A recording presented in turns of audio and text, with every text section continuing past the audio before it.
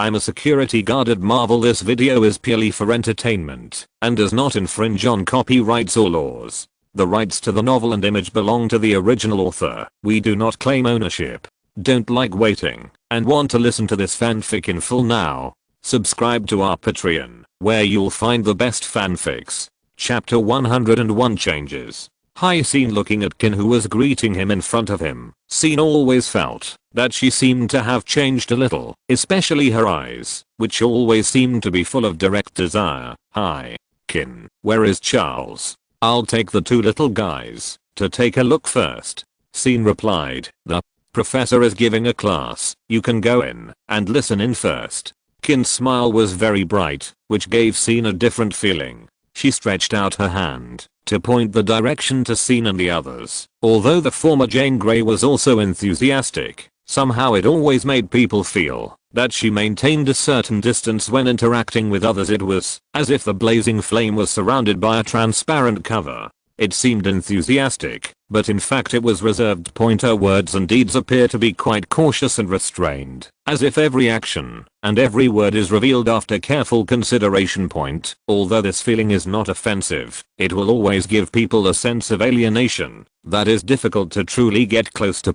However, the Kin I saw this time was completely different. She was like a bird that had broken free from its restraints, spreading its wings to its fullest. Whether it's her hearty laughter when talking to others, or the generosity and naturalness in her gestures, everyone can feel the unabashed sincerity and boldness deep in her heart. At this moment, Kin no longer has the slightest restraint or restraint, and completely lets go of herself, showing herself in front of people in her most authentic and vivid attitude. In addition, Scene could clearly sense the powerful energy in her body. This energy shocked Scene so much that he even felt that this energy was beyond Charles's psychic ability. Didn't Charles notice the change in Jane? Scene couldn't help but feel doubtful. With this question in mind, he thought to himself as he walked steadily towards the door of Charles' office. When he raised his hand and was about to knock on the door politely, Pietro beside him suddenly said, "He asked us to go in directly." Now that Charles had spoken like this, Scene no longer hesitated.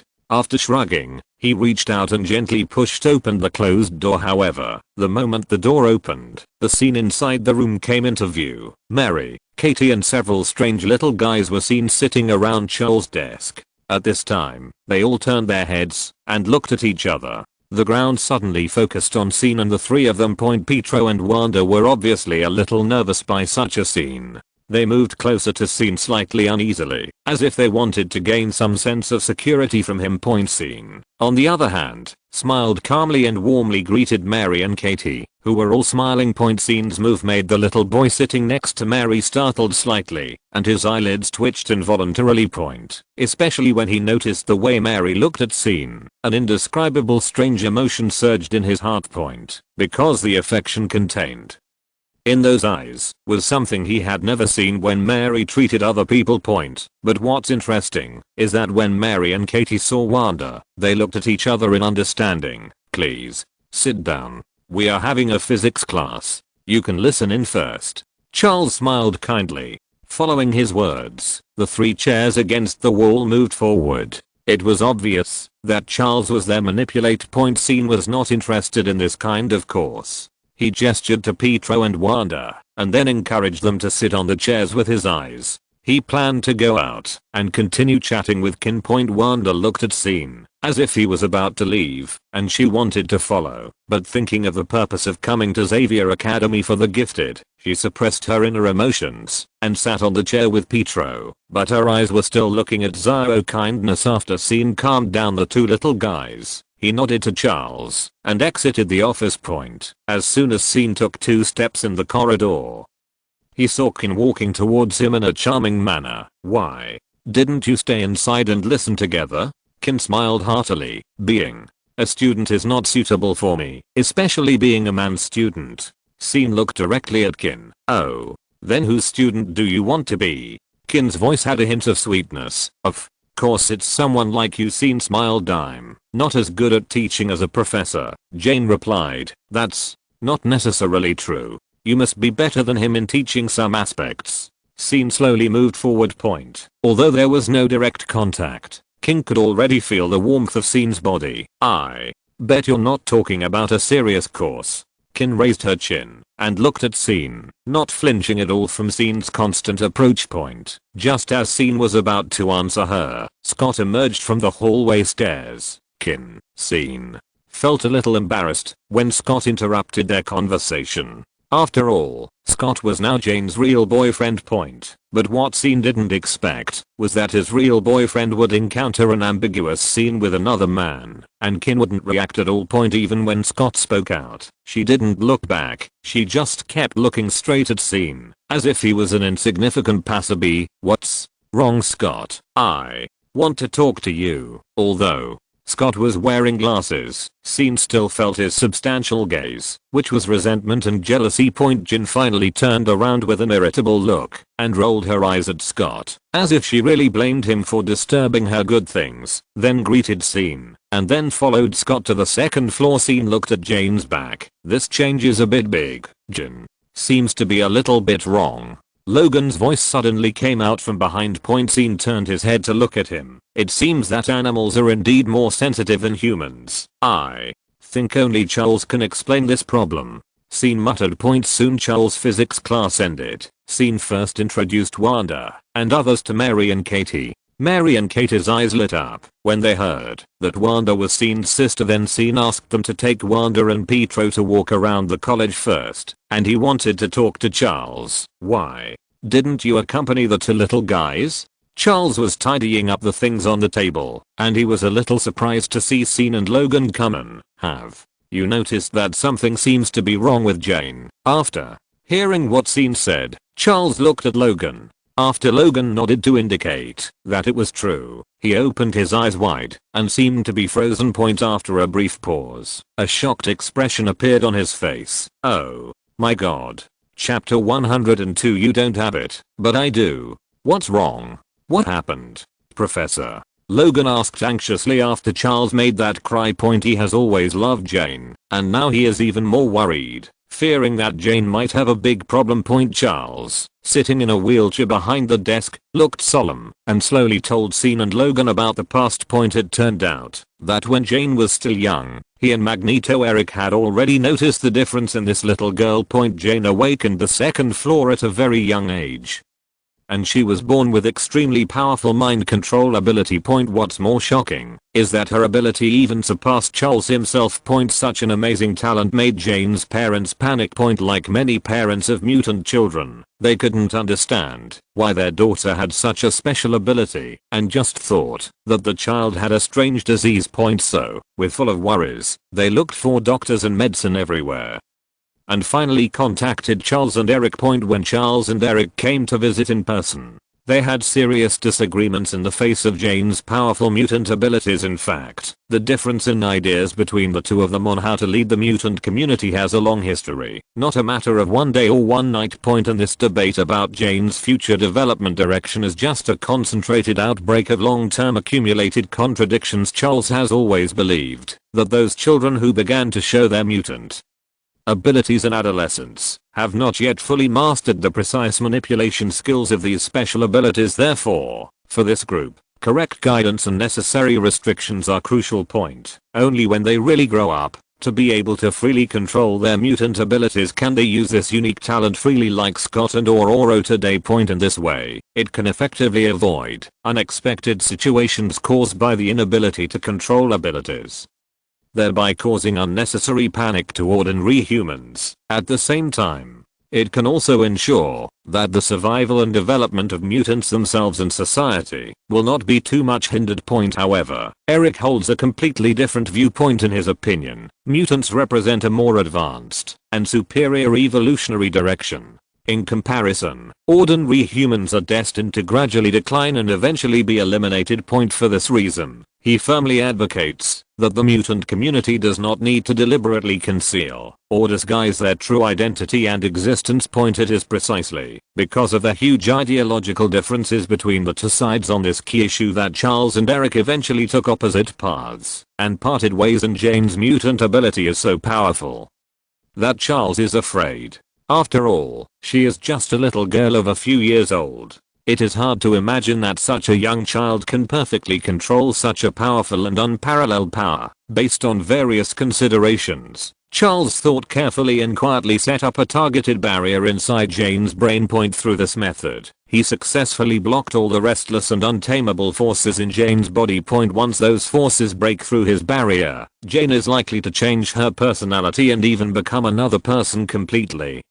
Under the influence of those forces, and from the current situation, this barrier has obviously been broken. What did you say? Logan stared at Charles with wide eyes, as if he couldn't believe what he had just heard. His lips trembled slightly, and an expression of disbelief quickly spread in his eyes. He never thought that Charles, who was always gentle, kind and full of justice, would actually tamper with Kin's brain. Does Kin know what you said? Logan's voice was slightly hoarse because of anger. His face became extremely gloomy, and veins on his forehead bulged. He remembered the painful experience when he was imprisoned. The feeling of losing freedom and being at the mercy of others still made him feel scared. At this moment, he felt unfair and angry for Kin. Charles shook his head slowly, as if he had unspeakable difficulties in his heart. Facing Logan's questioning, he chose to remain silent. What should we do now? Logan's hands unconsciously clenched into fists. He knew that, although he had hard and sharp adamantium claws and amazing self-healing ability, he had no way to solve Jane's current situation. If he wanted to really help Jane, he had to rely on Charles, an expert in mind control. It seems that it's time to strengthen her brain barrier again. Charles finally broke the silence and said in a heavy tone. However, before he finished speaking, he attracted Logan's fierce opposition. Don't you know that sometimes, when you lock up a beast, it will be more angry? When it breaks free and regains its freedom, it will only become more aggressive. Logan roared angrily, his face twitching constantly because of excitement, and his eyebrows were tightly knitted together, forming a deep ravine. After speaking, he strode to Charles' desk, staring at him condescendingly, with raging anger in his eyes. Of course I know what it means to do this, but for Jane, I have no choice. Charles looked back at Logan, who was staring at him with a firm look. You have no choice? You did it for Jane? What about Jane? Does she have a choice? Logan yelled back. Charles's determined eyes suddenly lost their temper. I don't need to explain so much to you. After saying that, he stopped looking at Logan and continued to tidy up his desk. So, you never thought about letting Jane choose for herself, right? Sean, who had been listening for a long time, did not intend to let Charles go. Seeing Charles's evasive look, Logan was about to turn around and leave, but when he heard Sean's voice, he seemed to have an ally and looked at Charles again. You have to know, if that power explodes. Charles wanted to continue to say that he was doing it for Jane's good and for the good of others. Then, why not let her explode? Sean interrupted Charles' explanation directly. On this point, Sean supported Magneto's idea more. You can guide and restrict her, but you can't do anything to her, like you did to Jane, and not let her know. Even if Jane really loses control and becomes a villain, then kill her. I'm not sure. Charles sighed. That's why I could only set up a barrier for her when she was young. At the beginning, he was able to tamper with Jane's brain because Jane was still young and immature, but now, in fact, he is not very sure whether he can rebuild the mental barrier again. You are not sure, but I am, Sean replied. Chapter 103 Telling the Truth. On the other side of the academy, Kin followed Scott with an impatient look and slowly stepped up the stairs and walked into the room together. When they entered the room, Scott gently closed the door. Then, he slowly turned around and stared at Kin with his affectionate eyes. Kin, what's wrong with you? Is there something wrong? Scott lowered his voice, thinking that this would better show Kin his tenderness. However, Kin just smiled slightly and spread his hands casually, as if he didn't notice Scott's behavior at all. I'm fine, really. I've never felt so good as I do now. Her tone was very relaxed, with a hint of free and happy. Seeing this, Scott hurriedly took 2 steps forward, quickly stretched out his hands to hold Kin's shoulders, and his eyes showed concern and worry. Don't you feel that, since you came back yesterday, you have become a little bit wrong, Kin? frowned slightly, as if she was a little puzzled by Scott's words. She twisted her body slightly and easily broke free from Scott's hands. What's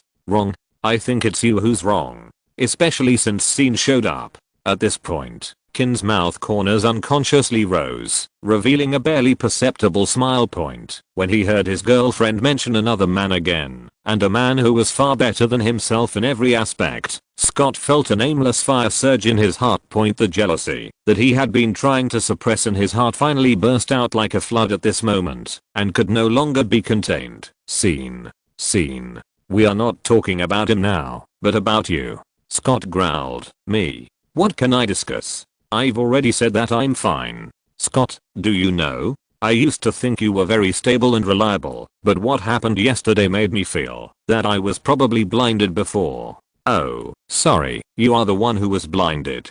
Kin looked at the special sunglasses on Scott's face. Scott didn't expect Kin to say that point, although he himself felt that it was indeed because of him that he and the professor were caught. Didn't they rescue so many mutants in the end? Isn't this a blessing in disguise? Scott looked at his girlfriend in surprise, feeling as if he didn't know her anymore. In the past, Jane would always respect him and take his opinions as the main consideration, even before yesterday. Therefore, Scott really couldn't understand why Jane seemed to have become a completely different person in such a short time. In fact, Scott's intuition was not wrong. In the past, Jane Grey had a solid mental barrier set up in the depths of her mind by Charles, which made her temperament more docile. In addition, with Charles's subtle guidance, Jane followed the rules in all aspects, and was very good at self-discipline. In Xavier's School for the Gifted, Scott and Jane were of similar age. Moreover, Scott was highly valued and appreciated by Charles, and his performance in the school was indeed mature and steady. In addition, he fell in love with Jane at first sight, and was always affectionate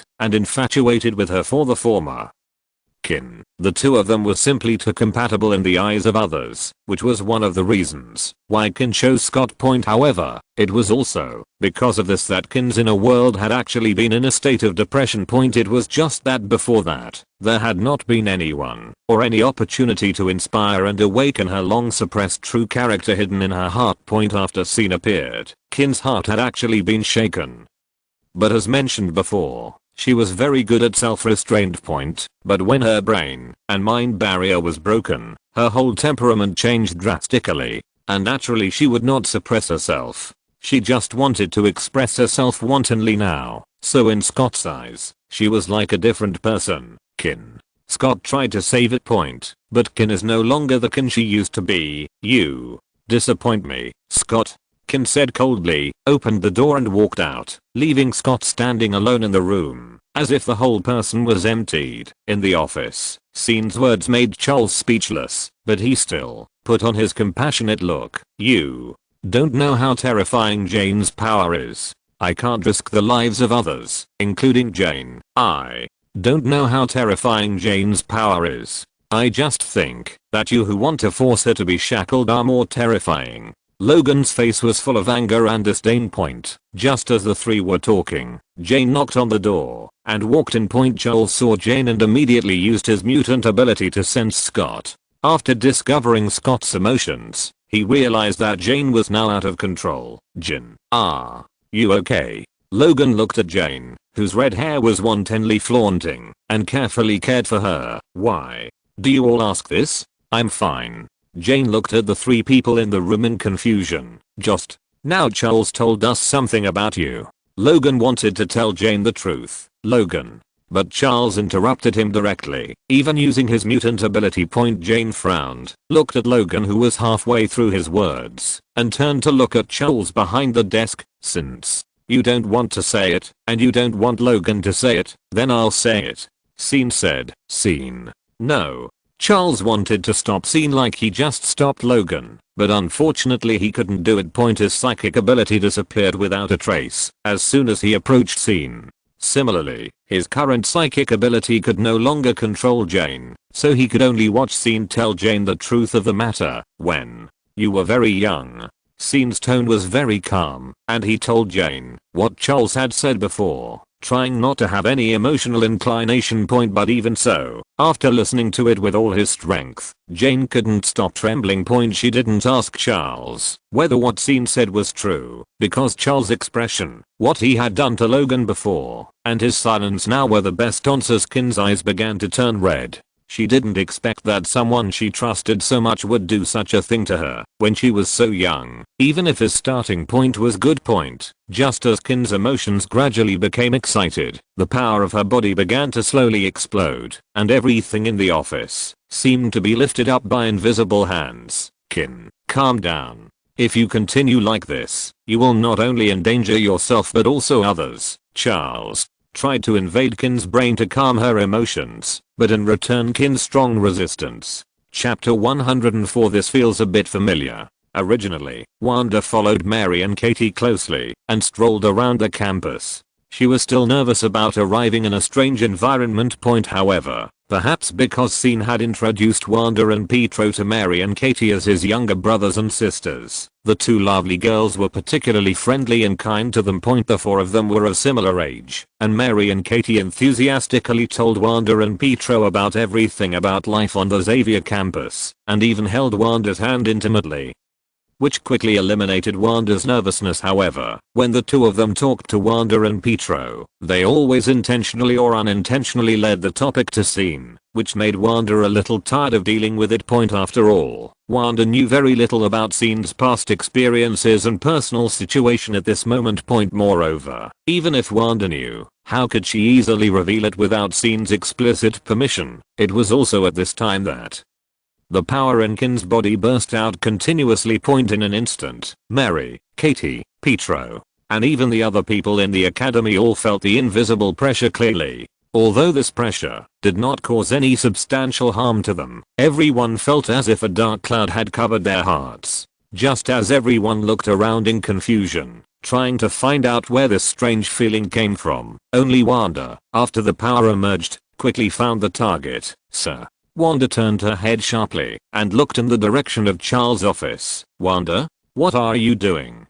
Pietro's eyes widened, and he looked at Wanda in astonishment as she suddenly turned around and ran towards the road they had just walked. He shouted loudly at the top of his voice, and at the same time, he stepped forward without hesitation and tried his best to catch up. Mary and Katie, who were standing aside, were completely confused. After looking at each other, they all looked at each other with a look of confusion on their faces, but they still reacted quickly and followed Pietro's footsteps to catch up. At the same time, the atmosphere in the office became increasingly tense and depressing. When Charles' voice fell, something unexpected happened. The mental power he had originally applied to Kin to try to suppress her powerful strength soon destroyed his mental power. After Kin's power began to resist. Kin's power was like a beast that had broken free from its restraints, becoming more and more wanton and arrogant.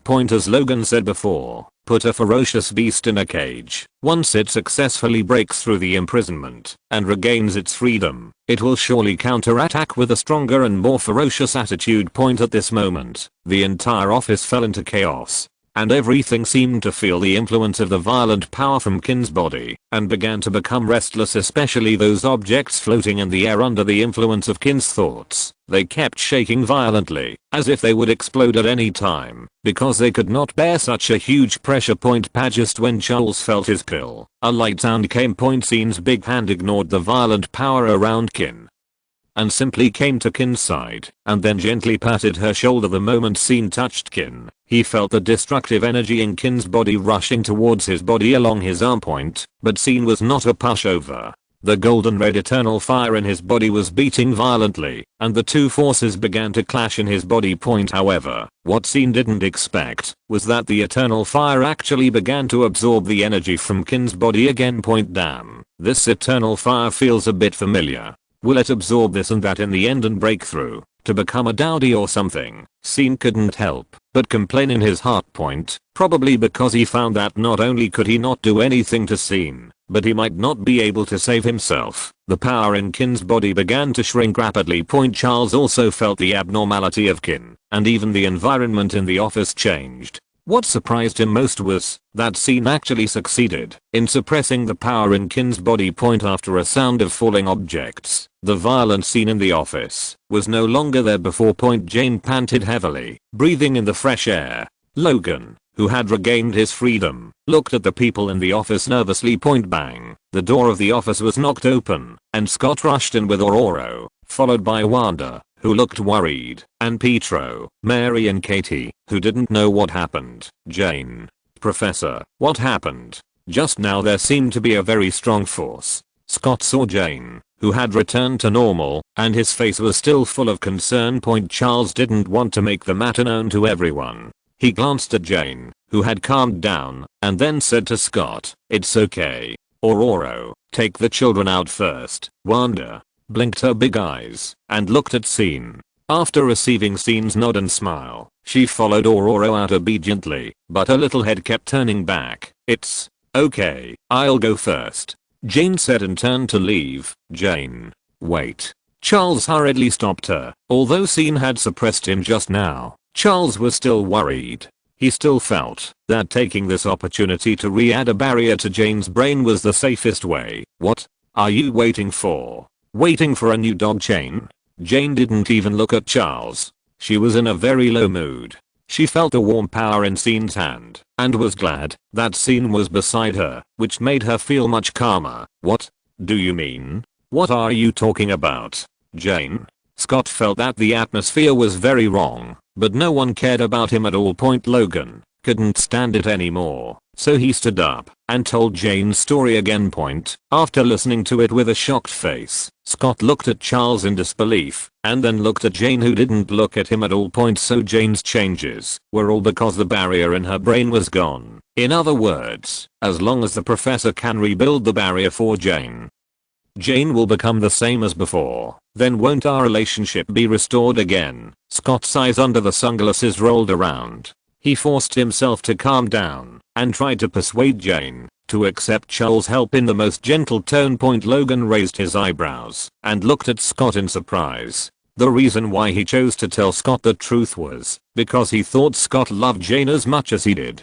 After knowing Jane's experience, Scott would also do the same as him. What did he see? Why is this guy still trying to persuade him? Logan was so angry that he wanted to stab the guy with his claws. Chapter 105 Iron-039 I'm doing this for your own good. When Charles saw Scott helping him persuade Jane, he also began to soothe Jane's emotions with words, hoping that Jane would understand his painstaking efforts. At this moment, another voice came from outside the office door. Okay, Charles, how are you going to help her? Put a lock on her, like you did before." Charles looked up at the person in surprise. It was his old friend Magneto Eric, who was wearing a helmet that could block his mental power. The jailbroken Magneto returned to his previous high-spirited look. "Eric, what are you doing here?"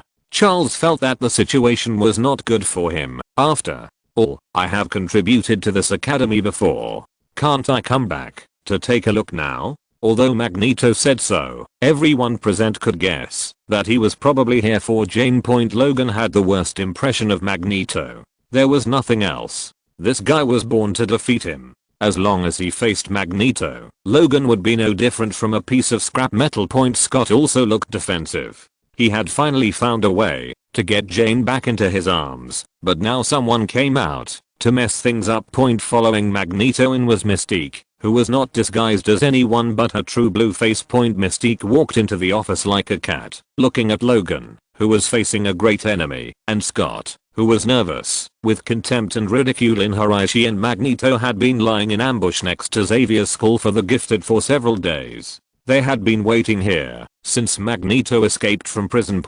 Because Magneto was tortured by William Stryker, which led to the exposure of the brainwave enhancer. Magneto also knew that if this matter was not handled properly, it would be a disaster for their tribe. So he decided to cooperate with Charles and others to solve the external conflicts of the people first.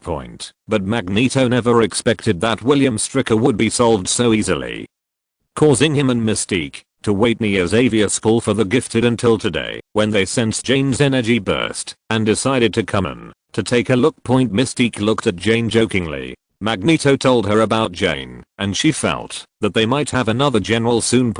But the next second, Mystique's pupils shrank, and she saw the man who abused her like a chicken. Scene also noticed her eyes. He glanced at Mystique's legs that had returned to normal. This look made Mystique take a step back involuntarily, and then Scene laughed. Shit. Mystique felt insulted. Magneto had the same emotion as Mystique, and he also noticed Scene's presence. Last time at the Statue of Liberty, it was Scene's move that made his plan go down the drain. Later, after hearing Mystique tell him about the battle between them and Scene, Magneto thought Scene was also a powerful mutant. However, the experienced Magneto could tell at a glance that the atmosphere in the office was not right, and he curled his lips. Obviously, Scott and Charles were on the same side, and they hoped to regain control of Jane, and this mysterious Scene who came out of nowhere was on the same side as Jane.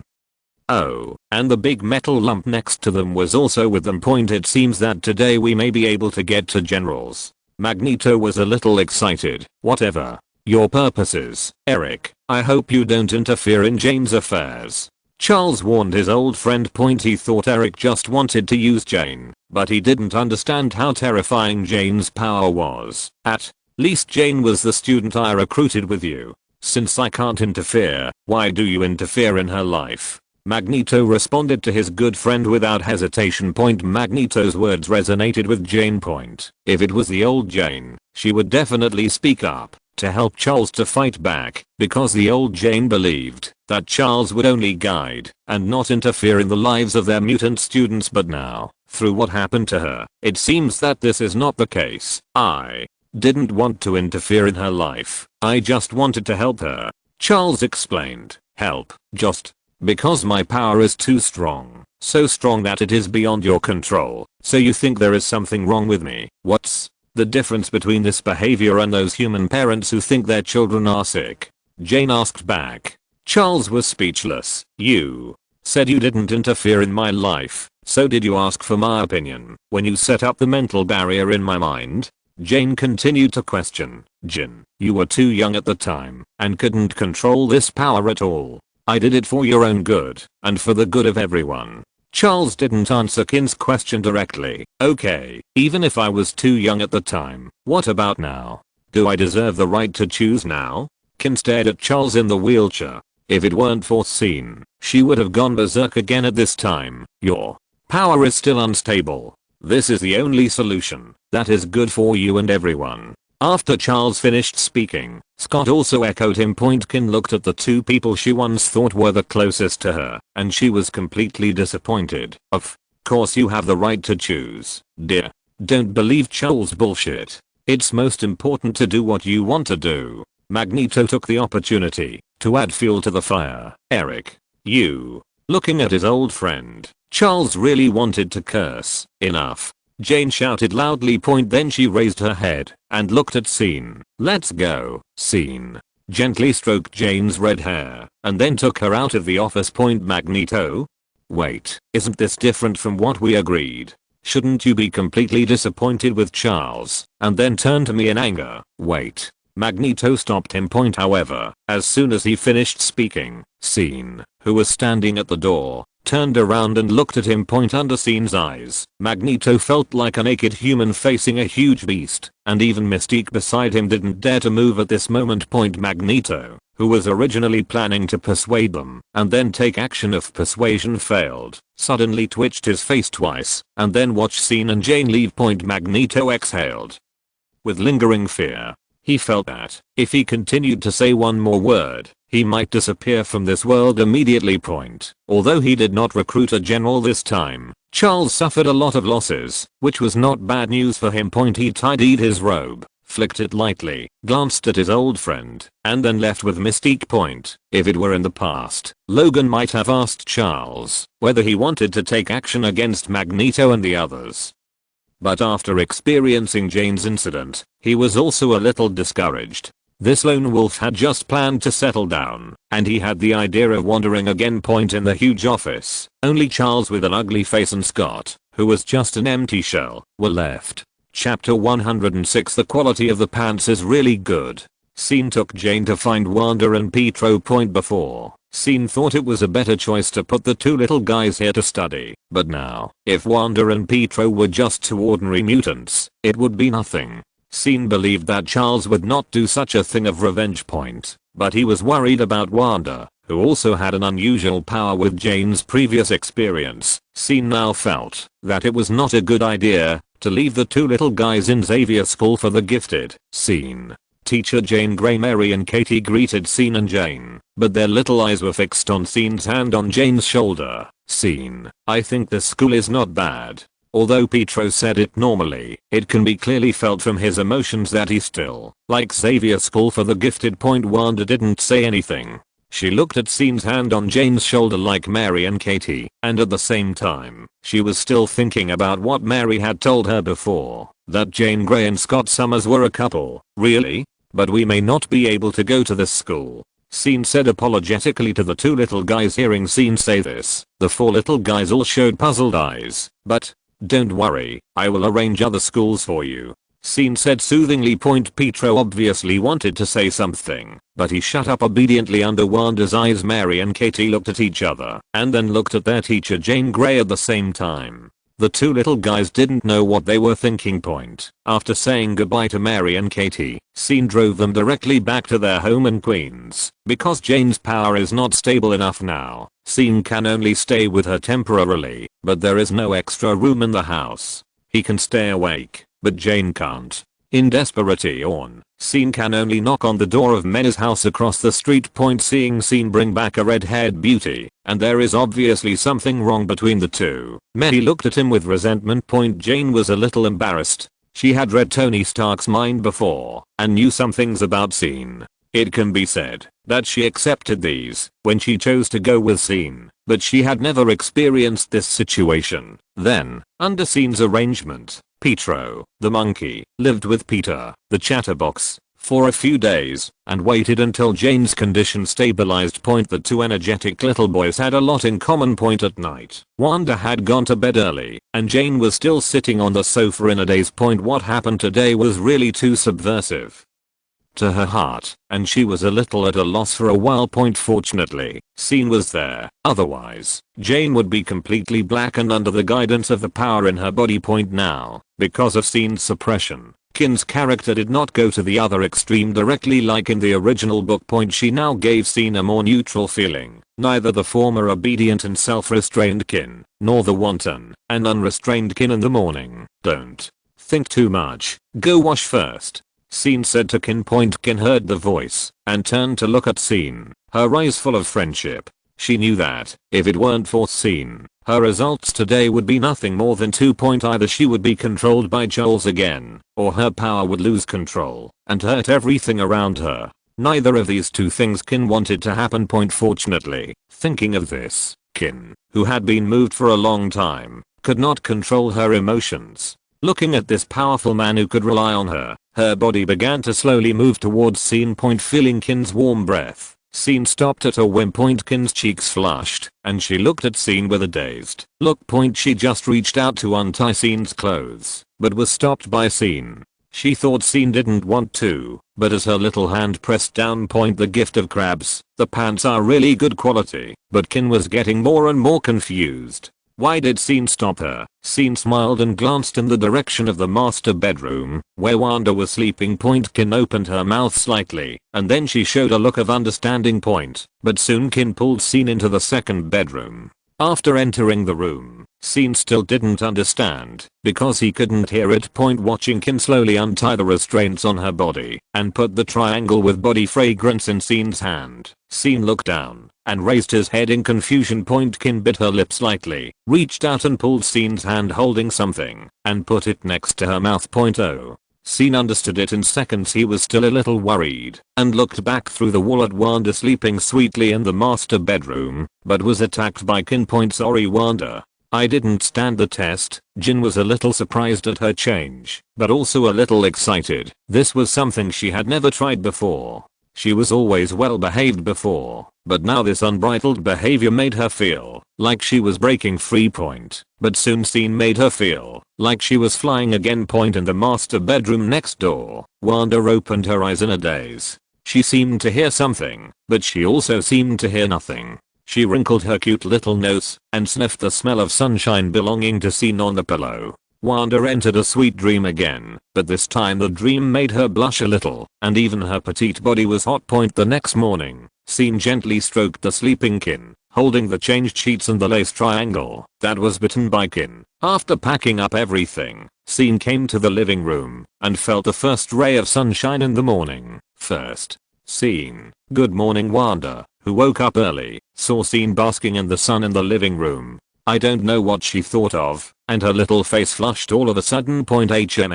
Noticing that Wanda's expression was a little abnormal, Scene frowned slightly. He didn't notice that she was woken up last night. Could it be that she was not feeling well? After observing for a while, he found that Wanda was normal, and Scene scratched his head in confusion. Good morning. I'll see if there's a school suitable for you. Since you can't go to a mutant school, just go to a normal human school. Don't worry, we're not in a hurry. Wanda obediently poured a glass of water for Scene, and then sat beside him to bathe in the warmth of the sun. Raising his hand and touching Wanda's little head, Scene suddenly remembered something. Chapter 107. He won. 039. T recognize me. After putting on pants, Scene recalled the memories of Wanda and her family in his mind. Wanda and her family were supposed to live in a small country in Europe. It should have been a warm and happy family full of laughter, but the ruthless war suddenly came and completely destroyed this happy harbor. The chaos and destruction brought by the war caused this originally harmonious family to fall apart, and the young Wanda and Pietro have lived a life of displacement since then. The key point is that in the war that caused their family to be destroyed, the weapons that attacked their family were made by Stark Industries. Although the war itself was the root cause of all these tragedies, for Wanda and her brother who lost their loved ones, it is inevitable that they will have an unforgettable resentment towards Tony Stark. At this moment, Scene gently stroked Wanda's head and felt her soft hair. He was not in a hurry to ask questions that might evoke painful memories.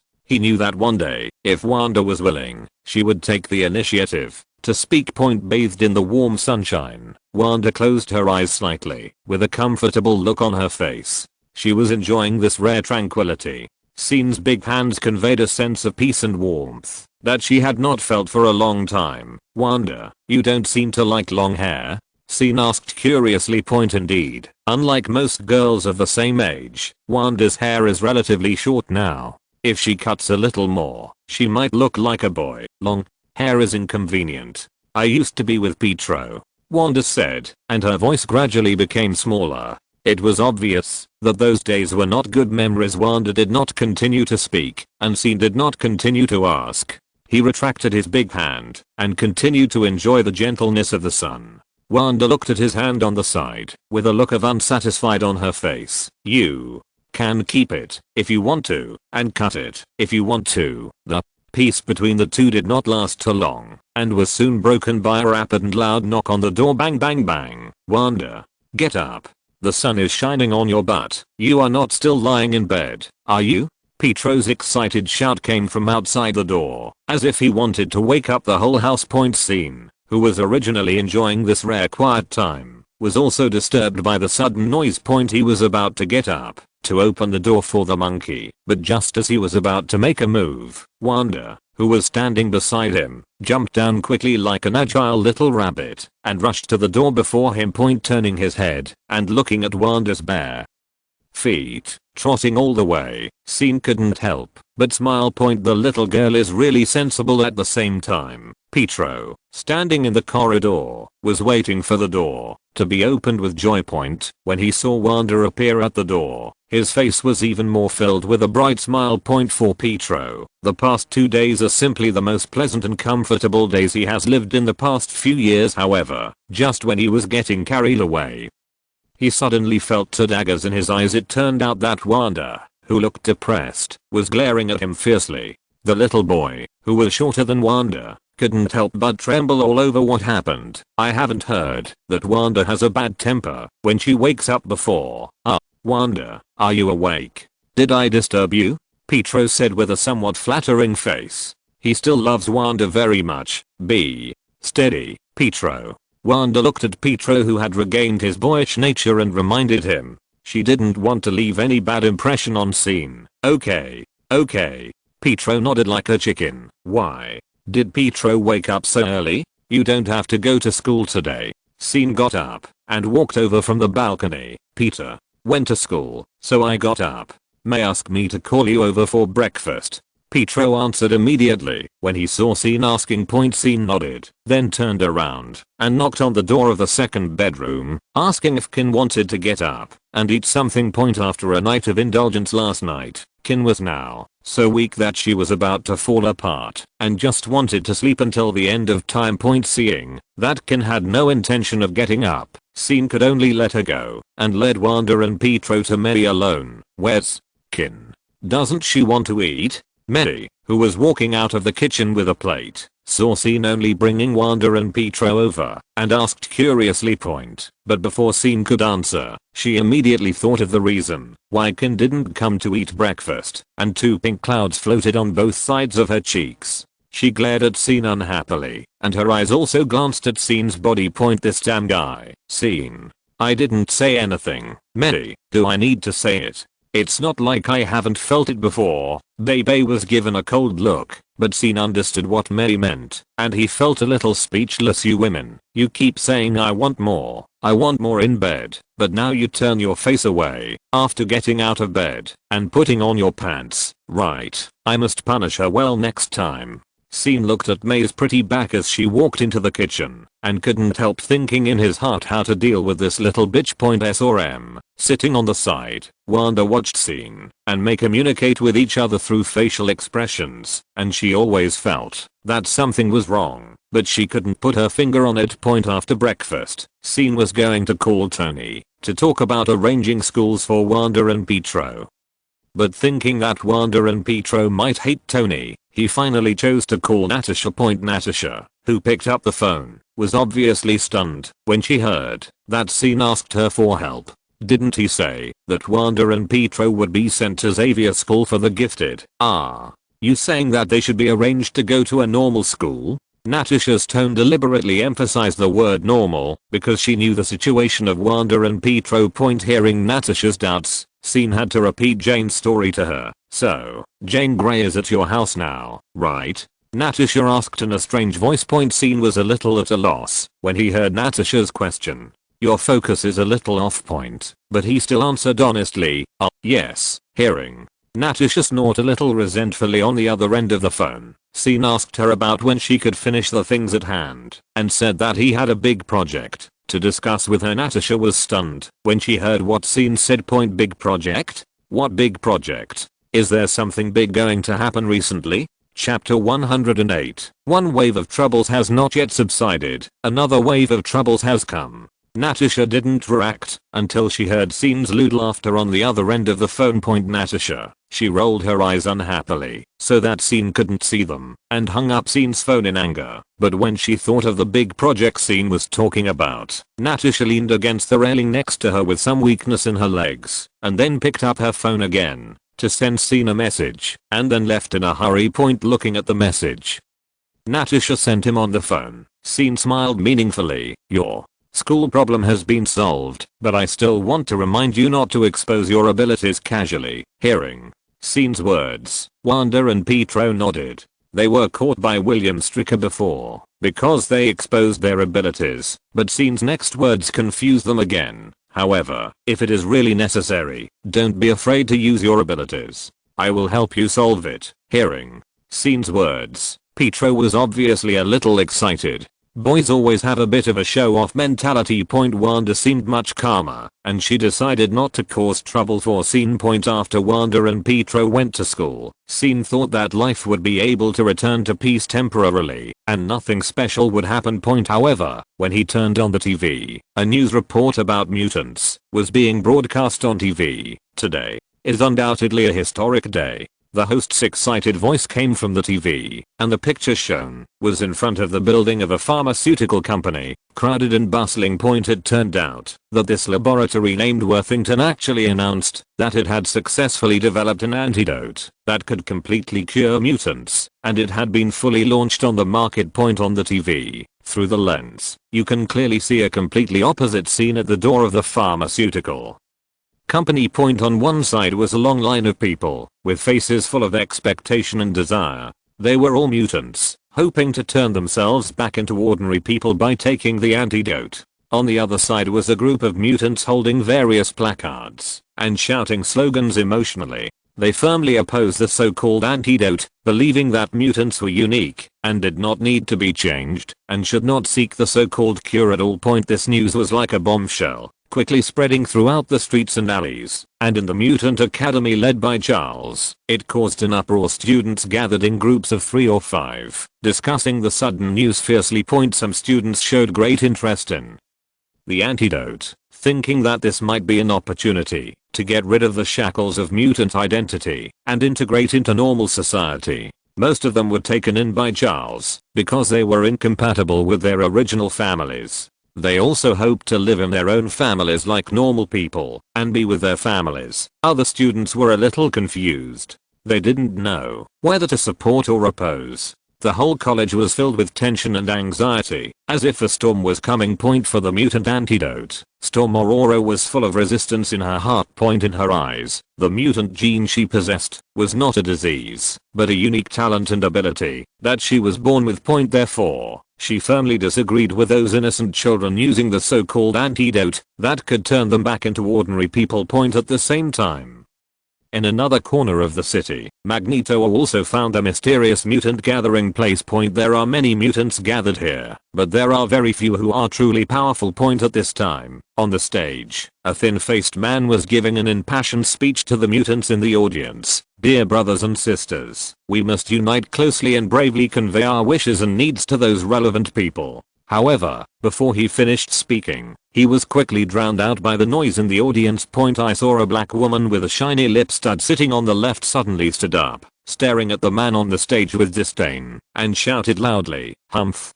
Humans are simply planning to completely exterminate us mutants." As soon as the black girl finished speaking, the scene suddenly fell into chaos. Faced with this sudden questioning, the honest-looking man hurriedly tried to explain, "Please calm down. No one mentioned such an extreme word as extinction." Unfortunately, before he finished speaking, he was once again ruthlessly drowned out by the shouts of other mutants. No one really said that, but they did it directly. An old and loud voice spread throughout the entire gathering.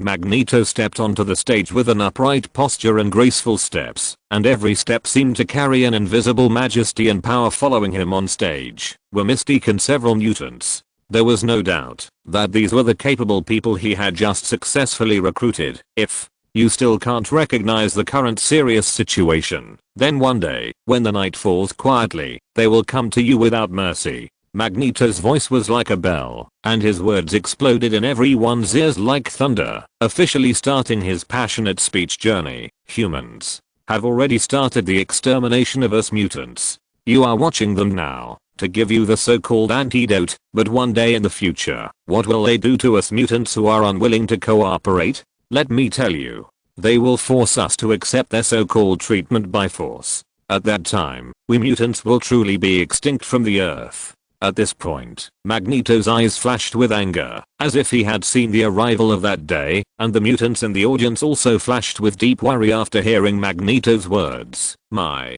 brothers, there are only 2 paths before you now. Either stand up and fight with us, or sit and wait for death, watching those humans come to you one by one and ruthlessly inject the antidote that can change your fate into your body. Where to go is all up to you. Obviously, compared with the previous man's powerless speech, Magneto's words are undoubtedly more contagious and appealing. The most crucial point is that Magneto is very powerful, and the people around him all look like bad guys, which makes everyone present weigh their choices in their hearts. When Magneto finished speaking and was about to leave, the black girl with lip piercing came over, and there were also several mutants with her. If you're listening to this novel on a channel other than Fanfic World, it means they downloaded and uploaded it without effort. We cordially invite you to visit our channel, Mundo Fanfic Novelos. There you'll find the original version of this story and you can explore many other novels of various genres. We're waiting for you to immerse yourself in a world of incredible novels. Chapter 109 Freeloading. Magneto looked at these mutants who came to him with interest. This was not a garbage collection station. If these people were not strong, they would only be cannon fodder. Do you know who you are talking to?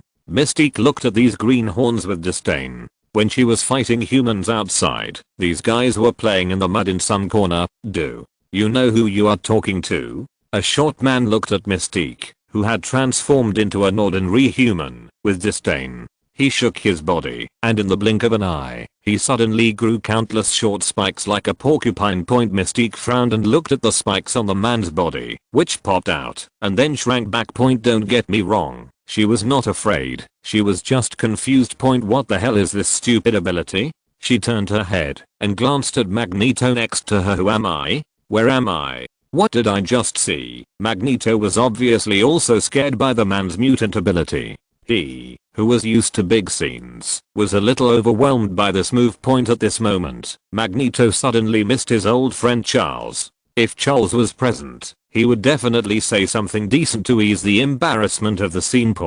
But what surprised Magneto next was that the black girl with lip studs was quite capable. Not only did she have the ability to move at high speed, she could also detect other people's mutant abilities, and even the strength and weakness of other people's mutant abilities. He suddenly had an idea. He pulled the black girl aside, hoping to use her ability to help find someone. In addition to these mutants, two women also took the initiative to come forward. One of them had a mysterious purple hair color and held a samurai sword that also exuded purple light in front of his chest. He looked heroic and majestic. And her mutant ability is also very special. She can transform her powerful mental power into various sharp weapons at will. She said her name is Psylocke. The other black-haired woman looks much more normal, but it's just an appearance. Magneto feels familiar with her, not for anything else, just because of her adamantium bones. Do you know Logan or Wolverine? Magneto looked at Yuriko strangely. Yuriko shook her head to indicate that she didn't know them. Since William Stryker died, Yuriko has regained her freedom, but at the same time she has lost her memory. After leaving the Akali Lake base, she has been wandering alone until she met Psylocke, who was also alone. Compared with the hard adamantium bones, Yuriko is actually a girl with a weaker personality, while Psylocke's personality is stronger, and the two complement each other. Magneto looked at Yuriko, thinking of Logan, Charles, and the person he had just asked Helenu to help find, just as Magneto was recruiting his army. Charles was also getting closer to the truth of the matter. He found Hank McCoy, the beast who had been working for the official. From Hank, Charles confirmed that the research and development of the mutant antidote at Worthington Laboratory was based on the ability of Mutant Boy. According to Hank, he went to Worthington Laboratory on Devil's Island in Person. After he entered the laboratory, when he was about 2 meters away from the boy, his blue beast appearance began to gradually return to a normal human state. The physical changes surprised Hank and made him sigh in his heart. Although he had gradually accepted his appearance over the years, he also wanted to live with a normal appearance. After listening to Hank's story, Charles frowned slightly. Hank has been friends with him for many years. Hank used to be a handsome and charming guy, but he could no longer recover his normal appearance due to an accident. It seems that Hank still hasn't let it go. Aurora doesn't care about how the antidote is developed. What she hopes now is that Hank can represent their mutants to communicate with the authorities, but Hank doesn't think so. He thinks that some mutants may really need an antidote. And Hank thinks that this matter is not pushed by the authorities behind the scenes, but should be the private behavior of the pharmaceutical company. This naive idea was ridiculed by Logan. Charles looked at Aurora and Hank, who disagreed with each other, and Logan, who looked too lazy to meddle in other people's business. He was more worried about his good friend Eric now. This radical guy would definitely take this opportunity to make trouble. Sure enough, it didn't take long for Eric to send his men to attack an antidote distribution point, and also made threatening remarks on TV, saying that this attack was just the beginning point. Scene received a call from Natasha before the news about Magneto was broadcast. "It seems that I can get you for free this time," Natasha said with a colorful tone. "Really? When?" Scene said with some expectation. "That's not what I'm talking about," Natasha said unhappily. "It's the back, or the mouth, or the chest." Scene continued to look forward to it. Natasha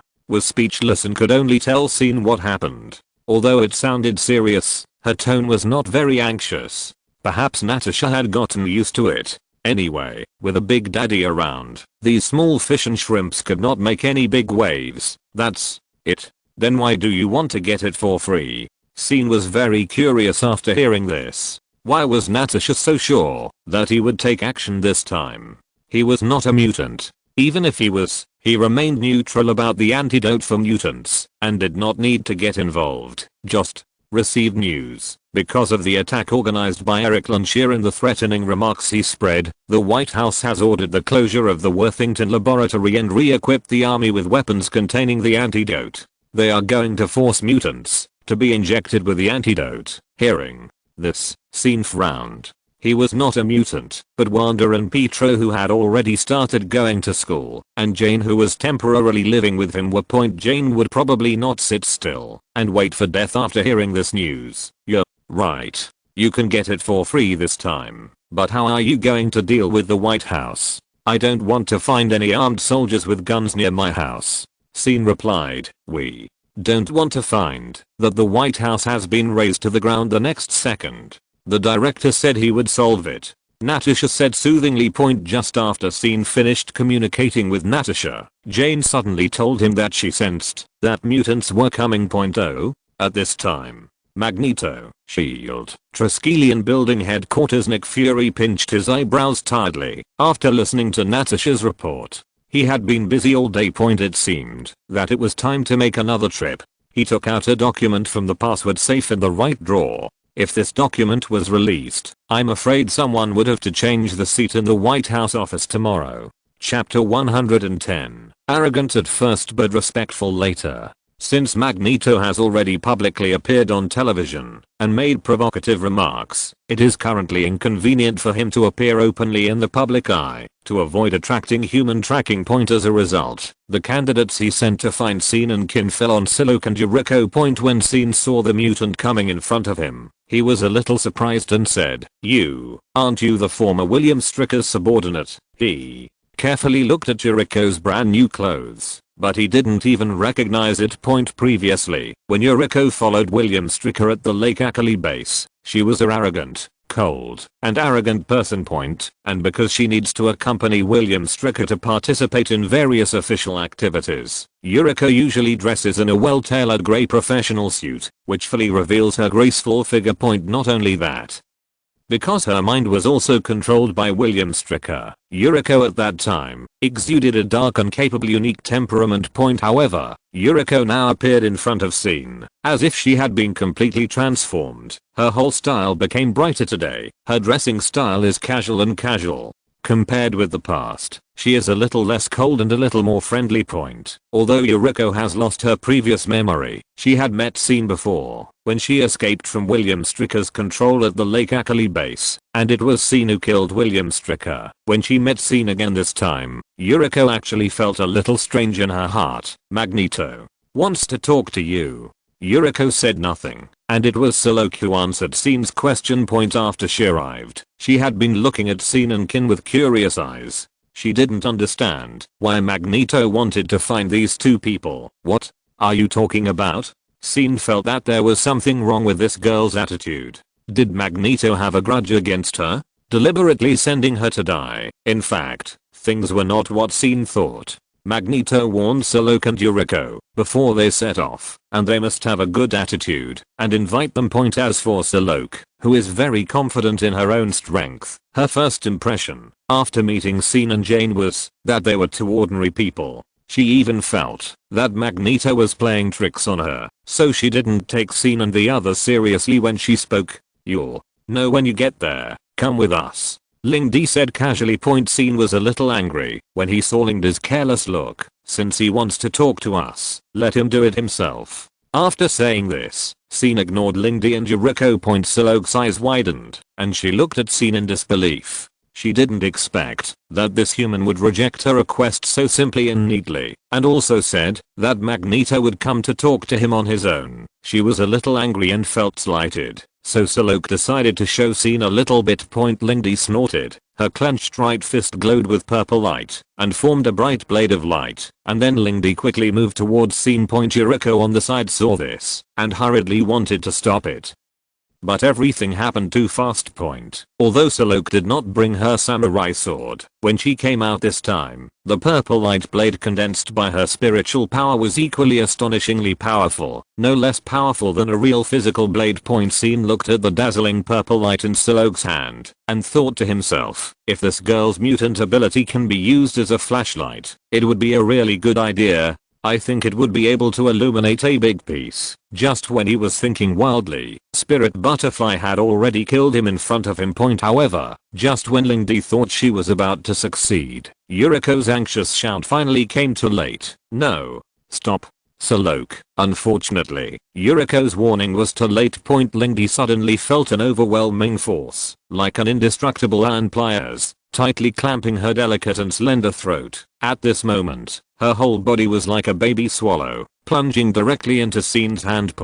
After being restrained by Scene, Siloke felt that this huge force was like lifting a chicken, easily lifting her whole body high, causing her feet to completely leave the ground. At this moment, Spirit Butterfly, let alone moving even half a step forward, even breathing has become extremely difficult. Despite this, Siloke still had no intention of giving up the attack. She gritted her teeth and tried her best to wave the light blade shining with mysterious purple light in her hand and slashed towards Scene's arm that was holding her throat, hoping to force Scene to withdraw hand.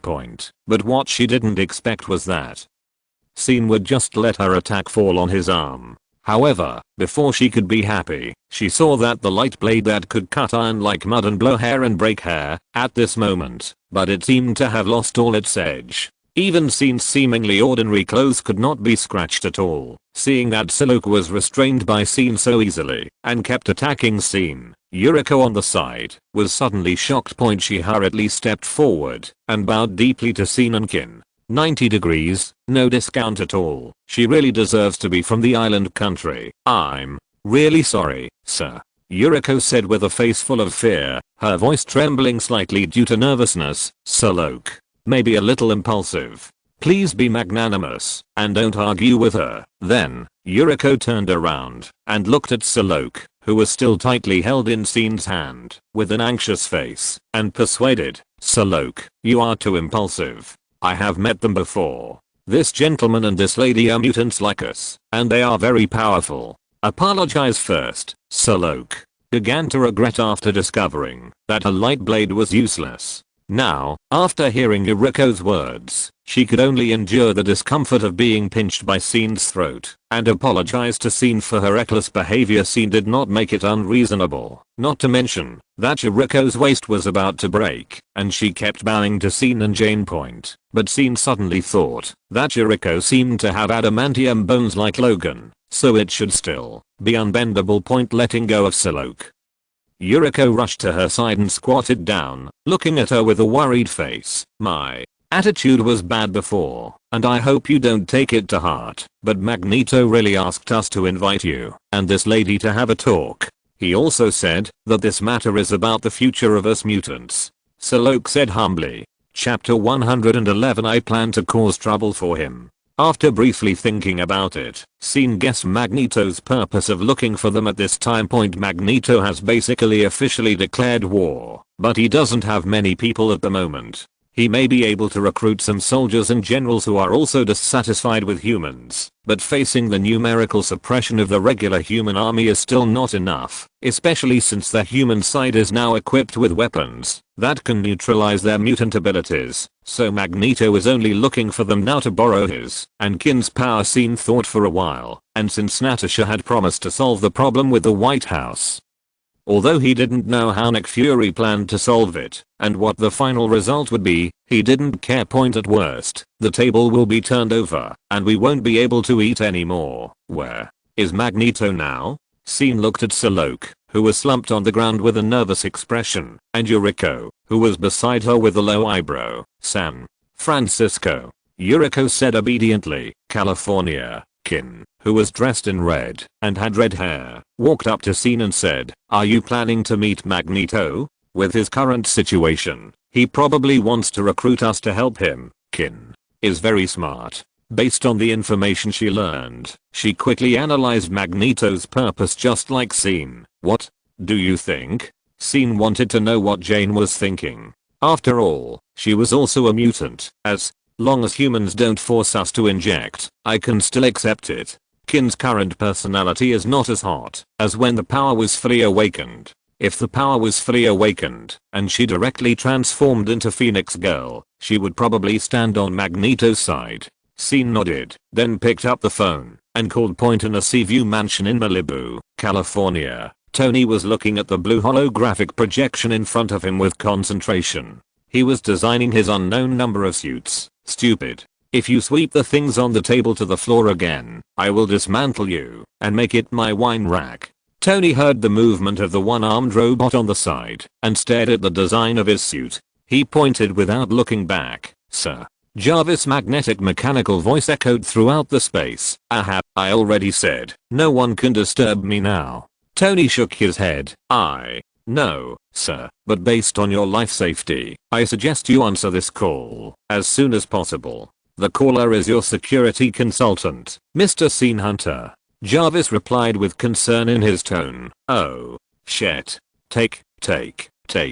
Tony quickly turned his head to look at the incoming call reminder displayed on the light screen by Jarvis. "Hi, Scene. Why did you remember to call me?" Tony said to Scene while packing and saving his suit design. "I have something to tell you.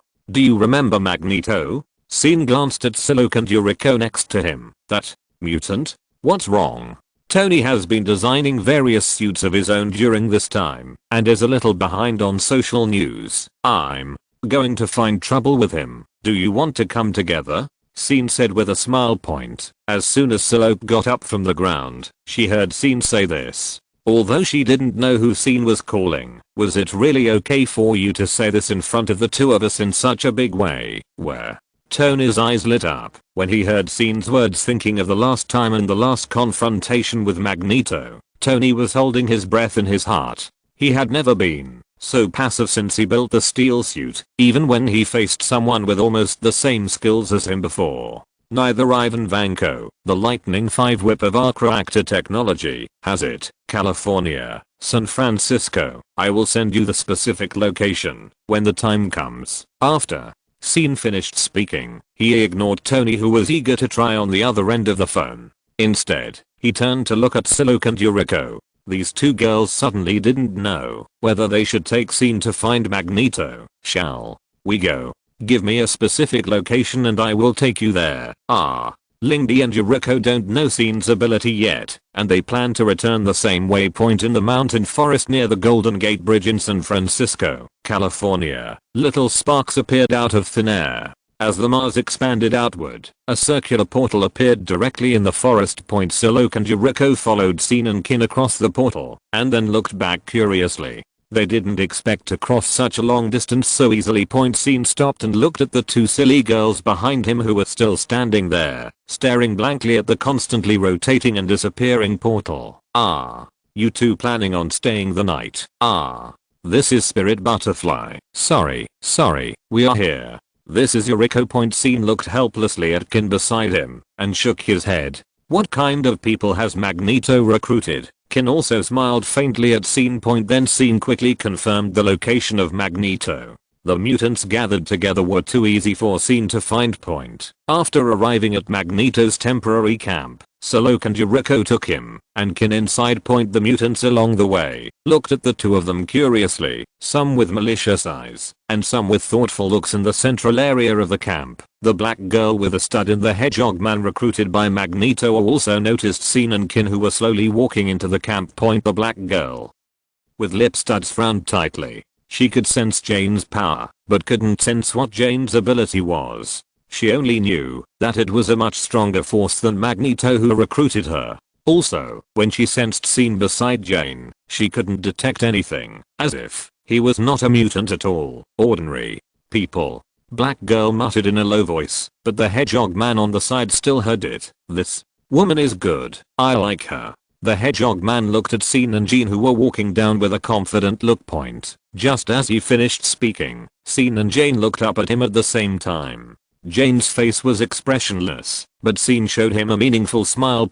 You dare to say it among so many people? Brother, Jane's mental power can now be freely controlled. Among these mutants present, there are many who have strange thoughts about her. However, these people just suppress those dark thoughts in their hearts. But this brainless guy said it so directly. When SYN and Jane looked over, the hedgehog man couldn't help but turn his head to look at the black girl with lip studs. Was it a coincidence? However, when they looked down again, SYN and Jane were no longer looking at them. Feeling the number of mutants gathered in this remote mountain forest, SYN still admired Magneto a little. He was able to pull out such a team in such a short time, although they were all scattered soldiers who would collapse at the first blow. Welcome, my mutant brothers, and sisters. Magneto, standing on a high place, looked at SYN and Jane approaching with a smile on his face, like a real leader.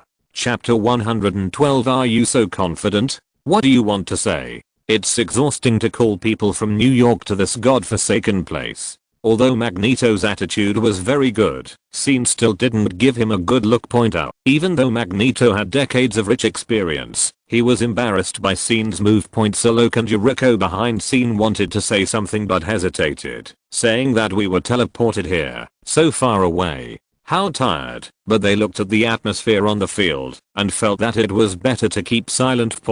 But if Solok and Jericho didn't say anything, someone would naturally be the first to speak out. Do you know who you are talking to? The hedgehog man twisted his neck pretentiously, making 2 clicks, and looked at SYN provocatively. SYN blinked twice. This was the first time he had seen such a confident man. The hedgehog man's confident speech made the black girl with lip studs in the same camp admire him a little. However, the black girl with lip studs has not felt any energy fluctuations from SYN, so she also thinks that SYN is just an ordinary person. So she did not stop the hedgehog man. But Magneto is very clear about SYN's strength. His previous actions were defeated by SYN, not to mention that at Xavier's School for the Gifted, SYN suppressed Jane, who was about to go berserk by himself. Magneto looked at the hedgehog man, who was also standing up for him, and did not say anything to stop him. He felt a little embarrassed for such a subordinate. Probably because he realized that he had attracted the attention of the whole audience. The hedgehog man's confidence was already overflowing at this time. He glanced at SYN with disdain, and then looked at Jane with red hair. He looked at Jane's whole body unscrupulously with an unrestrained look, and there was a lewd smile on his face. Jane didn't even bother to use her psychic ability to look into his brain, knowing that this guy didn't think anything good.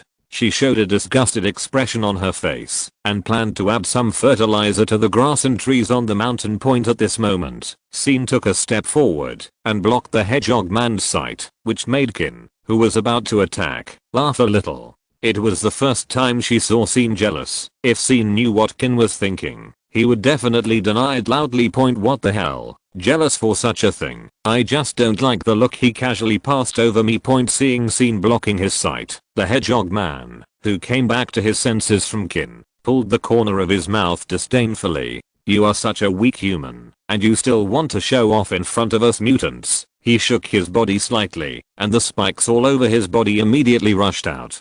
The whole person turned into a human-shaped porcupine, and looked at SYN with a proud eyebrow, as if saying, are you scared? SYN quietly watched the hedgehog man show his mutant ability. Just after the hedgehog man showed his spikes, SYN's trypophobia almost broke out. Then he saw the hedgehog man standing there motionless. Huh? That's it? Is this your mutant ability? SYN stared and asked with a puzzled look. What's the use of this ability? Increase confidence. After asking, he looked at Magneto next to him for confirmation. Is this the mutant subordinate you found? Magneto saw SYN's eyes and suddenly began to tidy up his robe. Feeling SYN's disregard, the hedgehog man felt that his confidence was hit. He could only continue to say arrogantly, "If you admit your mistake now, I will let you go." As soon as he finished speaking, everyone present felt that Scene's body shook. The hedgehog man was about to laugh at Scene and ask if he was scared, but suddenly, he felt a sharp pain all over his body.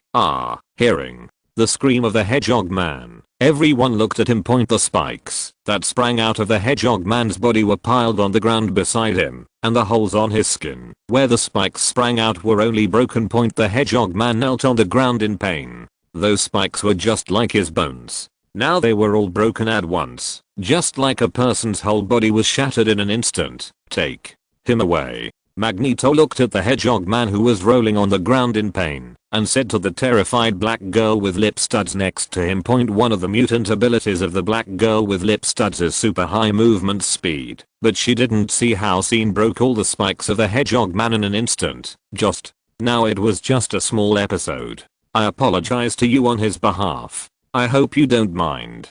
After the hedgehog man was taken away with a howl, Magneto tried to smooth things over. "I mind. If you don't mind, then, What did you say?" Magneto stared at Scene with his presbyopic eyes, thinking he had misheard. According to the normal process, Magneto apologized and the matter was over. Scene was also relieved, and Magneto didn't think much of this confident hedgehog man. It's good for everyone, isn't it? But Scene came here to cause trouble, so he couldn't just let it go. "I said I mind. You sent someone to invite me here from afar without saying anything, and I came. After I came, your men spoke rudely to me, and you didn't stop them, but watched from the side.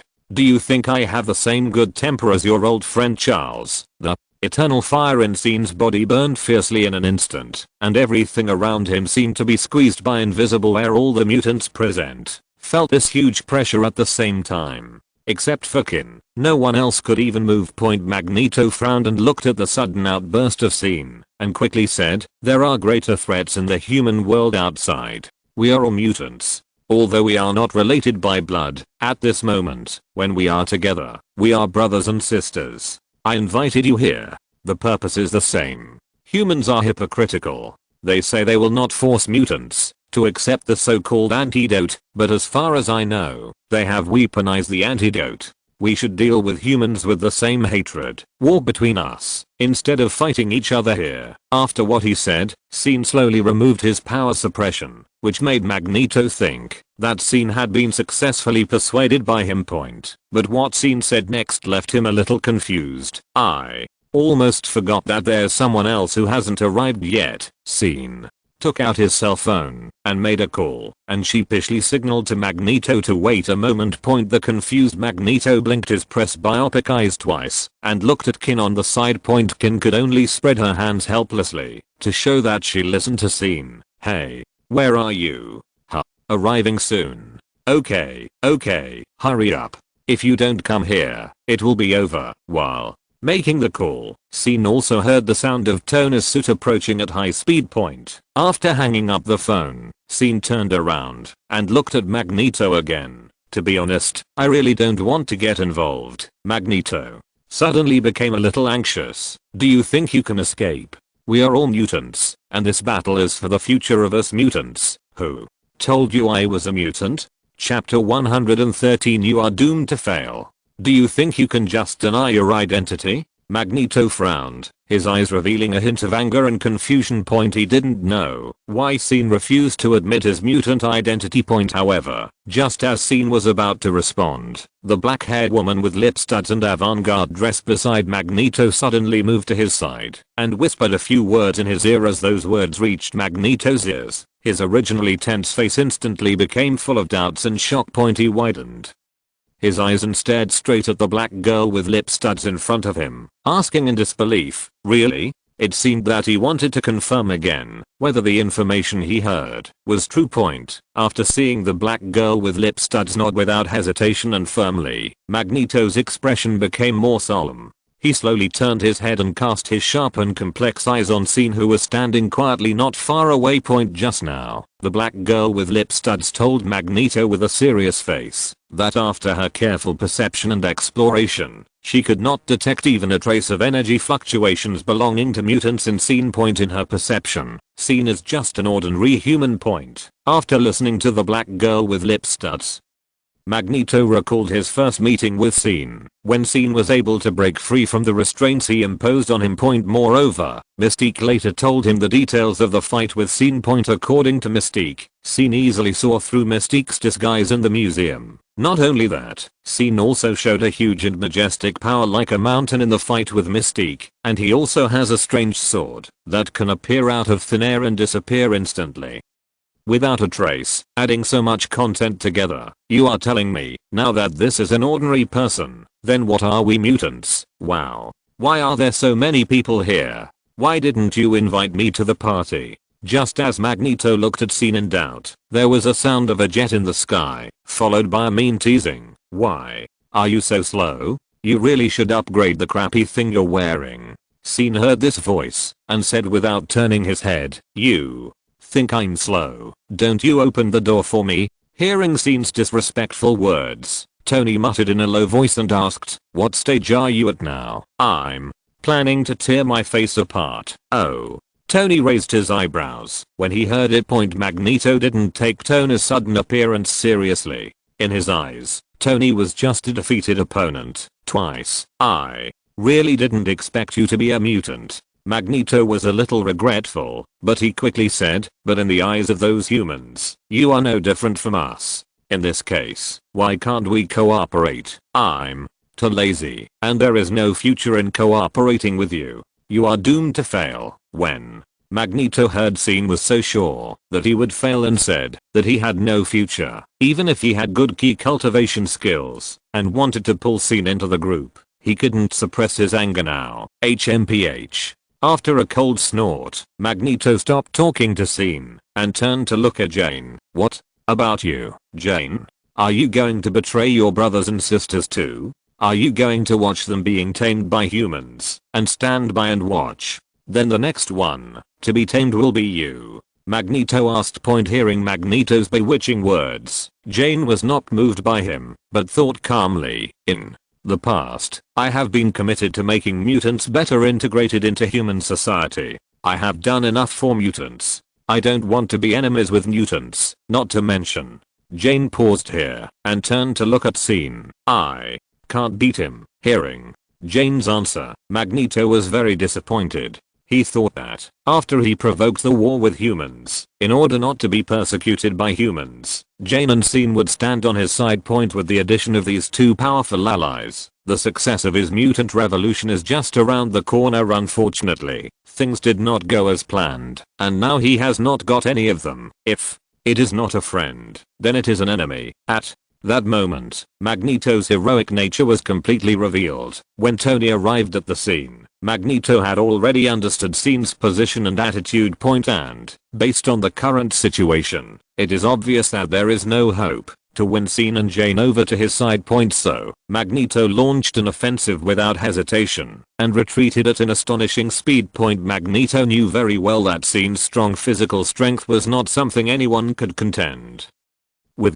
If he chose to fight in close combat, he would have absolutely no chance of winning. He still understood the principle of playing to one's strengths and avoiding one's weaknesses. Moreover, that kind of rough and direct fighting style was not in line with his usual style of doing things. Magneto always paid attention to the scene. In an instant, all the metal objects in the surrounding mountains and forests that could be controlled by him became agitated, like a group of awakened beasts, rushing towards the target with their fangs and claws. Not only that, even the metal objects carried by the many mutants present were not spared at this moment, as if they were summoned by some mysterious power and all escaped the control of their owners. For a moment, the scene became a little chaotic. Several mutants were caught off guard and could only frantically hold up their pants that were about to fall off. Facing all kinds of hidden weapons whistling at him, Scene seemed extremely calm. He suddenly burst out with dazzling golden red light, like a burning sun, emitting a hot breath that was hard to look at. Before those menacing metal products approached Scene within a meter around him, they were like encountering a devastating disaster. and were instantly devoured by the raging flames without leaving any residue. At the same time, Tony, who was wearing a battle suit, was not idle either. He manipulated the advanced battle armor and fired fiercely at the mutants, who kept attacking him from above. The dense rain of artillery fire intertwined into a colorful and dangerous firepower network, pouring down mercilessly. Although a few mutants with excellent jumping ability tried to fly forward and drag Tony to the ground, their actions were in vain. Tony easily avoided the attacks of these mutants with his excellent mobility and reaction speed. He can't hit suddenly. Scene felt that the eternal fire jumping around his body paused. The ability to control fire. Chapter 114. Pearl. Scene looked at the little boy opposite him who had not grown up yet. He seemed to have seen him in Xavier Academy before. Because of the pause at that moment, the metal controlled by Magneto broke through the obstruction and hit Scene with great force, but it did not cause any substantial damage. Scene's strength made Magneto frown deeply. John the fireman was also a little surprised at this scene, but he still looked at Scene with a smug look. In Xavier Academy, the young and energetic man felt that Charles's preaching was outdated. What mutants should control their own power? It would be a waste of natural resources if they have such powerful power, but do not use it. How can they be called young people if they are not energetic? Therefore, when Magneto appeared, he quietly escaped from the academy and resolutely joined Magneto's camp. Just now, he witnessed with his own eyes that the solid barrier formed by the golden red flames shining around Scene easily resisted all the overwhelming attacks of Magneto. Seeing this, he immediately used his mutant ability to control fire, expecting to be able to control Scene's fire at will. However, what he did not expect was that this attempt only made the surging flames stagnate for a moment. Seeing this, Scene could not help but become interested in this fireman John. He thought to himself, I wonder what this guy's mutant ability can reach. Thinking of this, Scene's mind moved, and a dazzling golden red eternal fire suddenly reappeared on the field. However, unlike before, this burning flame did not appear on Scene himself as before. Accompanied by a terrified scream, John suddenly found that his body was instantly engulfed by the sudden flames in an instant. He shouted in panic and tried to use his fire control ability, which he was always successful and proud of, to curb the raging flames. However, what made him unbelievable was that the fire control technique that had been tried and tested in the past was completely ineffective at this moment. No matter how hard he tried, he could not control this violent force. After a scream, John was immediately burned to a pile of slag flying in the wind. Seeing this scene, all the mutants on the field stopped at the same time. Most of them were bewitched by Magneto, and Magneto didn't give them money. Why play with their lives? Scene. That old guy wants to run. Tony's suit's reconnaissance system detected Magneto's movement trajectory, and he shouted to remind him. Scene stood in place, staring at Magneto, who was retreating rapidly in the sky like lightning, and his loyal fans who followed him. Scene simply disdained the group of mutants around him who were already scared to death. Magneto flew towards the Golden Gate Bridge like a meteor. Scene's indestructible body made Magneto helpless. No matter how he used his ability to control the magnetic field, it was difficult to cause substantial damage to Scene. Not only that, the various unimaginable and varied methods displayed by Scene made Magneto feel uneasy and even felt a sense of fear that he could not compete with him. At this moment, Magneto knew very well that if he continued to confront Scene head on, it would be almost impossible to defeat him. However, he was not the kind of upright character. Magneto instantly came up with a plan, using the innocent humans on the Golden Gate Bridge as bargaining chips to threaten Scene. As long as he can successfully get rid of the current predicament and get out of it smoothly, then in time, he will definitely be able to make a comeback and launch a revenge war against Scene again. Thinking of this, Magneto couldn't help but speed up his flight and headed straight for the Golden Gate Bridge. However, at this moment, a devilish voice came from the front of him. Where are you going? Magneto stopped in midair and looked at Scene, who suddenly appeared in front of him. Pills. Several of his D-heads on the ground turned around and ran away in panic when they saw Scene appear in front of them. Mystique looked at her old friend Eric and then at Scene, who had caused her a great shadow. After hesitating for a while, she chose to stay where she was. Tony, who came from behind, also hovered in the air with his battlesuit. He did not chase the mutants who were fleeing for their lives, but looked at Magneto, who was sandwiched between him and Scene at leisure. "Let me go first," Tony said to Scene over there. After he was defeated by Magneto last time, he went back and upgraded his anti-magnetic suit again. He wanted to try it again this time. Hearing Tony's words, Magneto smiled disdainfully.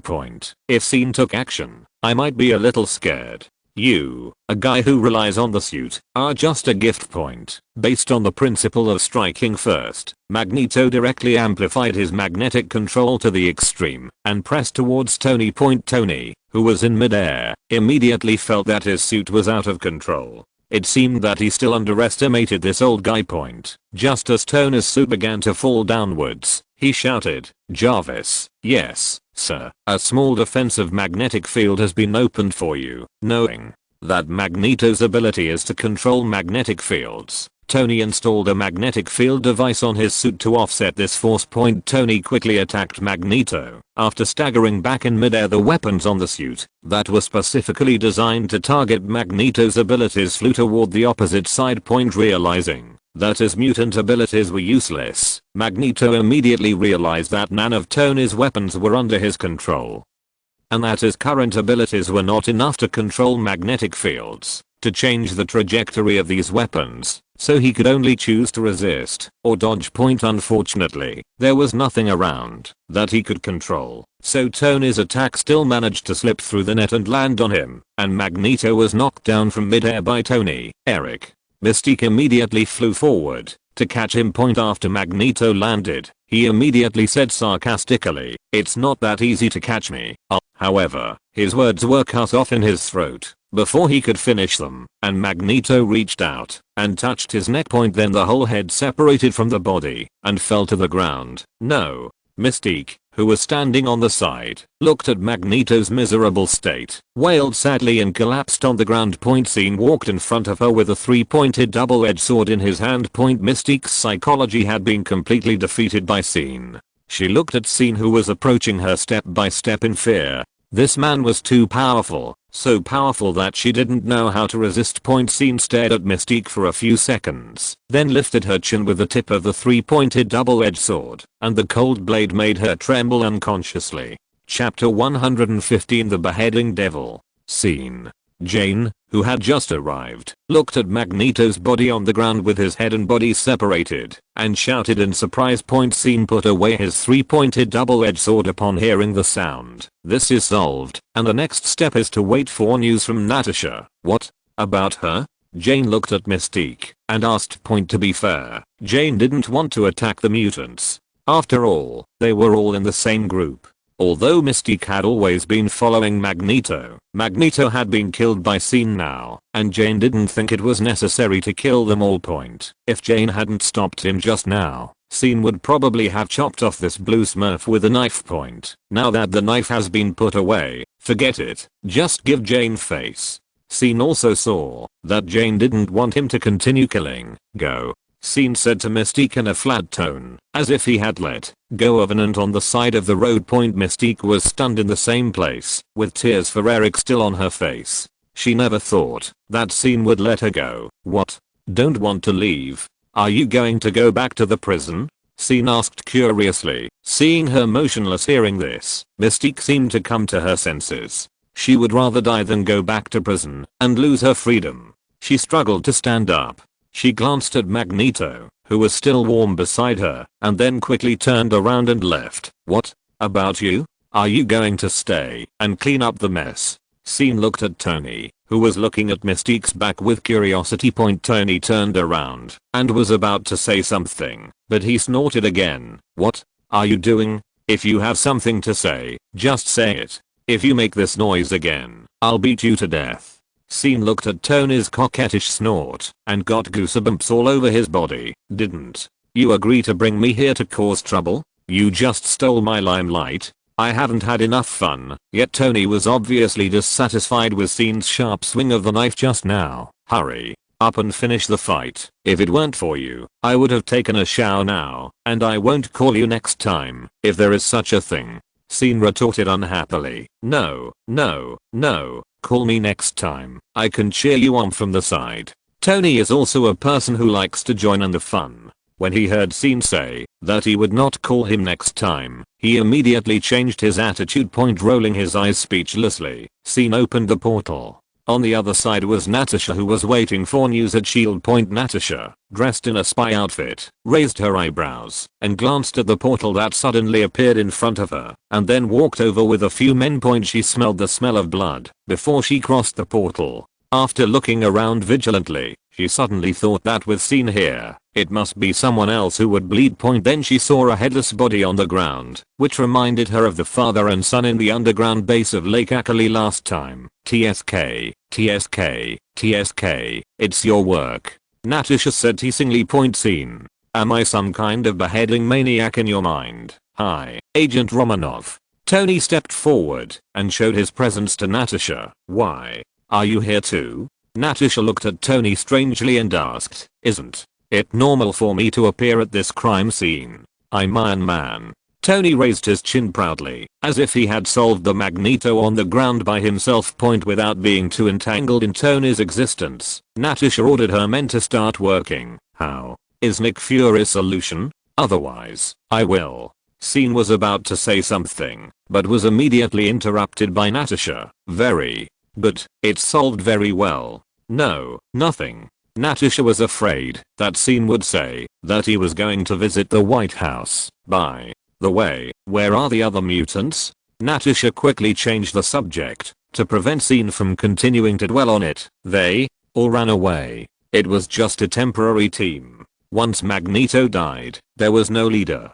This group of people is not to be feared at all. As long as you can deal with the official side, they can't make any waves. Natasha nodded. She also thought that there was no need to kill them all. That would only arouse the resistance of the mutant group. Now that the people who provoked this war are dead, those shrimp soldiers and crab generals can run away. So, you are Jane Grey? Natasha suddenly turned her head and looked at the red-haired Jane on the side. Hello, Natasha. Jane smiled and nodded. How do you know my name? Natasha looked at Scene with a puzzled look. She thought it was Scene who said it. Tony greeted her just now and called Agent Romanov. I can read minds, but this damn guy didn't mention it. Jane noticed Natasha's glance at Scene. Oh, really? Natasha's eyes immediately became resentful when she heard that Scene had never mentioned her smack. Natasha's eyes widened. She couldn't believe that Scene had just spanked her in front of so many people. Her colleagues from S.H.I.E.L.D. were here.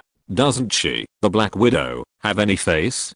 Even Tony pouted and turned his head to the side. It turned out that Happy had lived like this before. He should be nicer to him in the future. I haven't had time to introduce you yet. Hearing Scene's words, Natasha and Jane immediately stood in the same camp and rolled their eyes at him.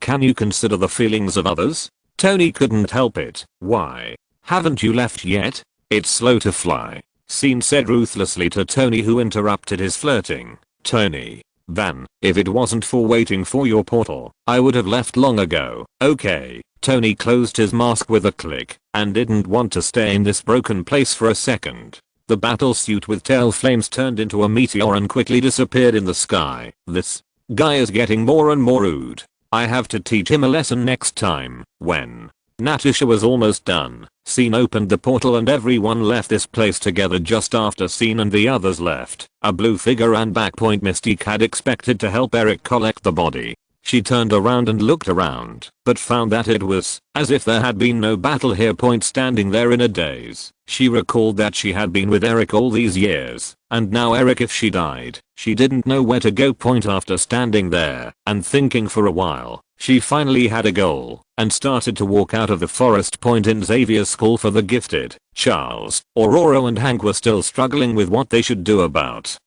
the mutant antidote incident. Someone they didn't expect came to the door looking at Mystique, who was slowly returning to her original appearance at the gate. Aurora was confused and alert. When Hank saw Mystique, his eyes were blurred for a moment. Then he shook his furry head and frowned at Mystique. Raven, Charles didn't show a vigilant look. He knew at a glance that Mystique was emotionally unstable. Sure enough, after he called out this name, tears immediately flowed from Mystique's eyes. Oh, God, Eric. If you're listening to this novel on a channel other than Fanfic World, it means they downloaded and uploaded it without effort. We cordially invite you to visit our channel, Mundo Fanfic Novelos. There you'll find the original version of this story and you can explore many other novels of various genres. We're waiting for you to immerse yourself in a world of incredible novels. Chapter 116. You don't have to shave. Charles learned everything through Mystique's brain in an instant. He didn't expect that his old friend of so many years would die so suddenly. Charles saw in Mystique's memory that scene killed Magneto himself, and even Magneto's body was now missing. His old fingers tightly grasped the armrest of the wheelchair, and Charles tried to control his emotions. Why is this happening? Charles' voice was a little hoarse. He saw the whole process of the incident, but he still didn't understand why he had to kill Eric directly. Couldn't he just arrest him and lock him up? He really wanted to ask Scene or Arlo. Logan walked over from one side of the corridor and saw Mystique suddenly appear here. His wolf-like sense of smell smelled blood on Mystique's body. He was worried that Mystique would attack him, but in connection with what he had just seen, he suddenly seemed to have figured it out. He wanted to call Charles out loud, but he still called Aurora. Aurora heard Logan's voice and turned to look over. She was still wondering why the professor suddenly became passionate with Mystique. You have to come and see this. Logan glanced around, meaning that it included all of you. The TV was broadcasting the news just released by the White House. Permanently close the Worthington laboratory and stop the trading of mutant antidotes currently circulating in the market. It seems that he did this for us. Charles turned to look at Mystique. Raven, this was paid for with Eric's life. Mystique understood what Charles meant, but couldn't help but retort. Eric? Magneto? What happened? Hank looked at Charles and Mystique, who were playing dumb with them. Eric is dead. How could this be? Who could kill? Aurora was also surprised when she heard the news. Just as she was about to ask who did it, a figure immediately appeared in her mind. She turned her head and looked at Logan next to her. The person you are thinking of now is the same person as the one I'm thinking of, right? It was Scene who did it. Now it seems that he should have discussed it with the authorities. Charles explained while watching the news on TV. Logan was originally going to mock the officials' credit problem, but he thought about Scene's abilities again. If the authorities really went back on their word, it would be a good show to watch. Is there anyone who can help me make up for it? I seem to have missed something. Hank looked at everyone blankly. Aurora had to tell Hank about Scene's matter and mention Jane by the way, which caused Logan to snort again, and Charles' old face froze in embarrassment. What about those mutants who want to become ordinary people? Although he was surprised that the incident was reversed so quickly, Hank couldn't help but ask. The news didn't say to stop production and research. I think if there are really mutants who want to change their identities, there should still be a way, Charles said thoughtfully, and then he suddenly looked at Hank. In the end, this matter may fall on you. Hank has always been a bridge between mutants and humans on the official side, and Charles's idea is not unreasonable. What kind of coward would accept such a thing just to blend in with the crowd? Aurora said disdainfully. Hank was embarrassed by this. Aurora, not all mutants can blend in so easily. After all, you don't have to shave your hair. Hank answered seriously. When Aurora was about to answer Hank, Mystique, who had been silent, spoke. Charles, don't you plan to avenge Eric? Charles fell silent after hearing Raven's words. To be honest, whether it was out of selfishness or not, at first he wanted to ask Scene why he couldn't let Eric go. But after seeing the news and thinking about the incident that Eric provoked this time, he realized that if it weren't for Scene, there was a high probability that they would really have to fight with humans this time. Even if he had some ability to control other people's minds, without the help of the brainwave enhancer, his ability could not radiate so widely, not to mention that there was an uncontrolled Eric. Once the war really started, it would not be so easy to stop it. So, although Charles was also very sad about Eric's death, He was now able to accept this result. Seeing Charles's performance, Raven understood. She was not stupid. In fact, she could also think clearly, but she still hated scene. Originally thought that she could come here with Charles to avenge Eric, but now after knowing Charles' choice, she was confused again. Just when she was about to turn around and leave, Charles spoke. Raven, stay. Not long after Scene returned to the apartment with Jane, Nick Fury sent someone to the door after hearing the knock on the door. Scene walked over and opened the door. Looking at the woman in front of him with a ponytail and wearing a black dress and black pants, he frowned in confusion. Hi, how can I help you? Mariah Hill, from SHIELD. The cold words jumped out of the expressionless beauty's mouth.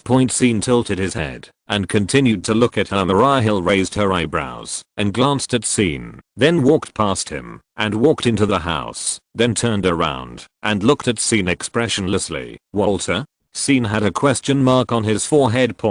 Even if you are from SHIELD, you can't just break into someone else's house without saying a word, right? What on earth are you going to do? Mariah Hill raised her head slightly to signal Scene to close the door, and she spoke again when the door was closed. I came here this time on the order of the director to tell you that the matter has been resolved. 37 Degrees still spoke so coldly, without any emotion. However, Mariah Hill's eyes were always looking up and down at Scene. Oh, how was it resolved? Scene didn't care about Mariah Hill's observation of him, because he was also observing this cold-faced commander. Scene found that, although Mariah Hill was wearing casual clothes, she didn't wear any accessories, and she looked particularly tough and capable. Her long legs couldn't hide its elegant lines, even if she wore such ordinary black pants. They were not only slender, but also well proportioned. Mariah Hill felt Scene's eyes, and she suddenly remembered that Scene's profile said that he had the ability of perspective. What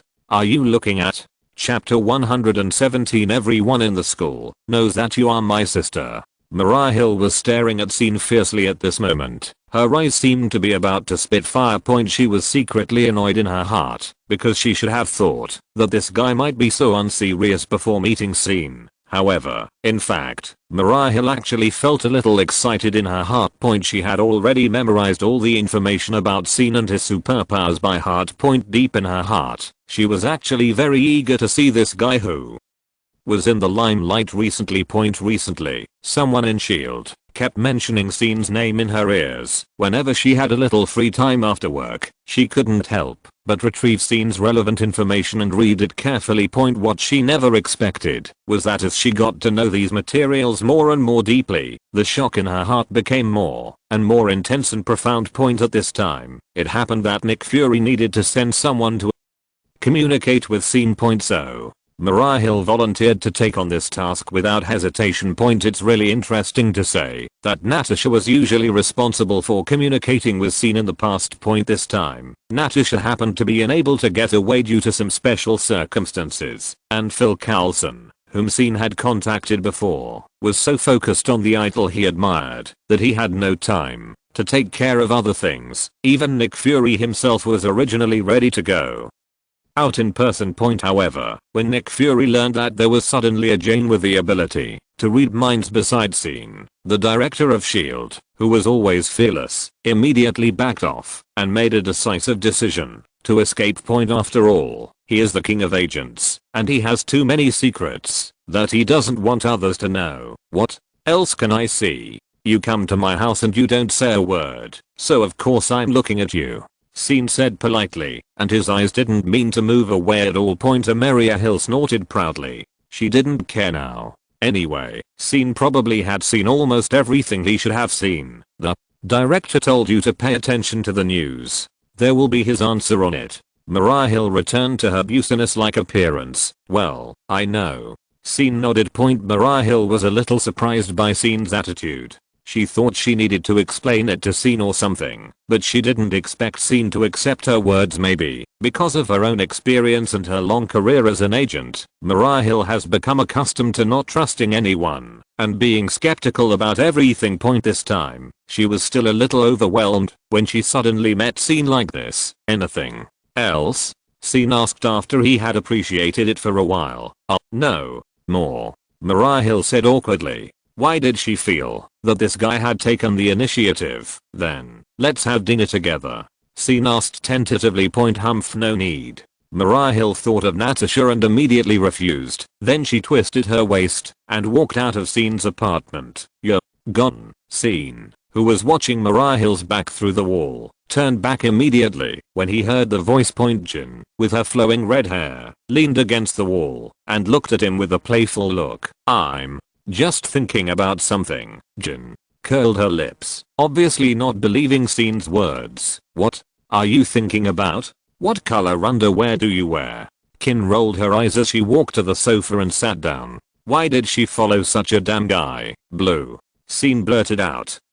I mean the sky is blue today. Humph. Jin rolled her eyes. Nonsense. Oh, the little girl is probably a little itchy. It seems that she hasn't been cleaned up enough these 2 days. Seeing this, Scene immediately rushed towards Kin, causing a cry. Midtown High School, Manhattan, New York. After the bell rang, all the students started to pack their things. Several boys quickly rushed in from outside the door. They walked up to a girl with an impatient face while everyone was whispering, Wanda, I have been selected for the admission notice of XXX University. I will start training with those star players next week. Do you want to go with me? I can help you get their autographs. The muscular boy played with the basketball in his hand, looking proud. Wanda, how about we go on a car trip together this summer vacation? Another boy said. Don't listen to him. Last time, he took several second-year students to a place where no one was going to live for a few days. They couldn't do anything. Let's go to this summer camp together. After packing her things, Wanda didn't even bother to look at these so-called celebrities in the school. She just pulled out the chair and turned around and left. Several boys looked at Wanda's back and wanted to say something, but they felt embarrassed under the gaze of other students, so they could only leave angrily. We being harassed again. Pietro leaned against the wall and watched Wanda, who looked annoyed, walk out of the classroom. Oh, so you are here. I'm so grateful to have you as a brother. When I need help, I can't even see you. Wanda walked towards the locker with him. How can I save you? Ever since I first stood up for you, the whole school has known that you are my sister, and those men now call me brother when they see me. Pietro spread his hands helplessly. It's sister. Wanda rolled her eyes at Pietro angrily, opened her locker, and sorted her things. Among the people coming and going in the corridor, there were boys who stared at her back from time to time. Pietro looked at those eyes and smiled helplessly, not paying attention to Wanda's sister-sister dispute. So, why don't you find a boyfriend? Wouldn't this solve a lot of troubles? With a bang, Wanda closed the locker door and stared at Pietro with a serious face, which made Pietro a little scared, and he swallowed unconsciously. Just kidding, don't be so serious. Seeing Pietro's fawning way of admitting his mistake, Wanda rolled her eyes at him angrily. She knew that Pietro actually cared about her. If she really wanted to talk about a boyfriend, Pietro would probably check that guy to the bottom. If he was a little bit dissatisfied, he would probably tell that person. Thinking of that person, Wanda pursed her lips slightly with her eyes out of focus. What she didn't know was that just such a simple action had already made the boys in the corridor ecstasy. Sensing something was wrong with Wanda, Pietro approached her quietly, frowned and asked, honestly, do you have someone you like? Wanda looked at Pietro, who was so close, as if someone had suddenly caught her, and 2 red clouds flew up from her pretty face. Get away. I want you to take care of it. Chapter 118. Do you think I believe it? Wanda, who was pouting, was walking in front with her slender legs. A group of male students next to her looked at the flying skirt. Some of them finally plucked up the courage to come forward and strike up a conversation. After a while, he was frightened and shrank back by Wanda's look. What's the big deal? Isn't Wanda always good-tempered? The male compatriots who abruptly stopped trying to strike up a conversation looked at Wanda's pretty face and back. They didn't think she had a bad personality or anything else at all. Instead, they were wondering which bastard had made her angry. Because Wanda is known as the 3 good students in school, good at studying, good temper, and popular as long as you don't go out of your way to strike up a conversation with her. She will basically communicate with you politely. Point of course, there were also some male classmates who had sour grapes and spread rumors to Wanda in private. However, under someone's forceful training, except for the initial period, this kind of situation never happened again. But now, the person who stopped the rumors by force was following Wanda closely with a scratching look on his face, hesitating to say something, but not daring to speak. Which sentence was wrong to make this grandma angry again? Pietro thought about it for a long time without thinking about it. Wanda, who was walking towards the school gate, suddenly heard the voice. The expression on her face immediately changed from cloudy to clear, and she ran towards the owner of the voice with a look of joy. Scene. After seeing the figure in a suit and ties, Wanda's little eyes immediately lit up. She completely forgot about the existence of Pietro and all the classmates around her, and just rushed towards Scene in a daze. Looking at the youthful figure and the dancing hair, the male classmates Wanda passed by all had confused looks on their faces. However, when they saw Wanda flying into the arms of the tall man, their throbbing young hearts suddenly broke. "Why are you here?" Wanda twisted her body coquettishly and looked up from Scene's arms with a coquettish smile. Her 18-year-old face was full of youthful aura. "I just happened to be passing by today, so I came to pick you up." And Pietro, the arms opened due to the girl's flying attack, gently hugged the lovely child in his arms, and then Scene raised his hand and touched Wang. Straight into her hair, which was a little frizzy from running, and replied with a smile. Wanda blinked in surprise when she heard the first half of Scene's words, but after Scene said the latter words, she pouted slightly. "You know you didn't come here specifically for me." But soon Wanda returned to her youthful and invincible look. "We will be on vacation in a while. Do you have any plans for this summer vacation?" Wanda opened her eyes wide and looked up at Scene expectantly.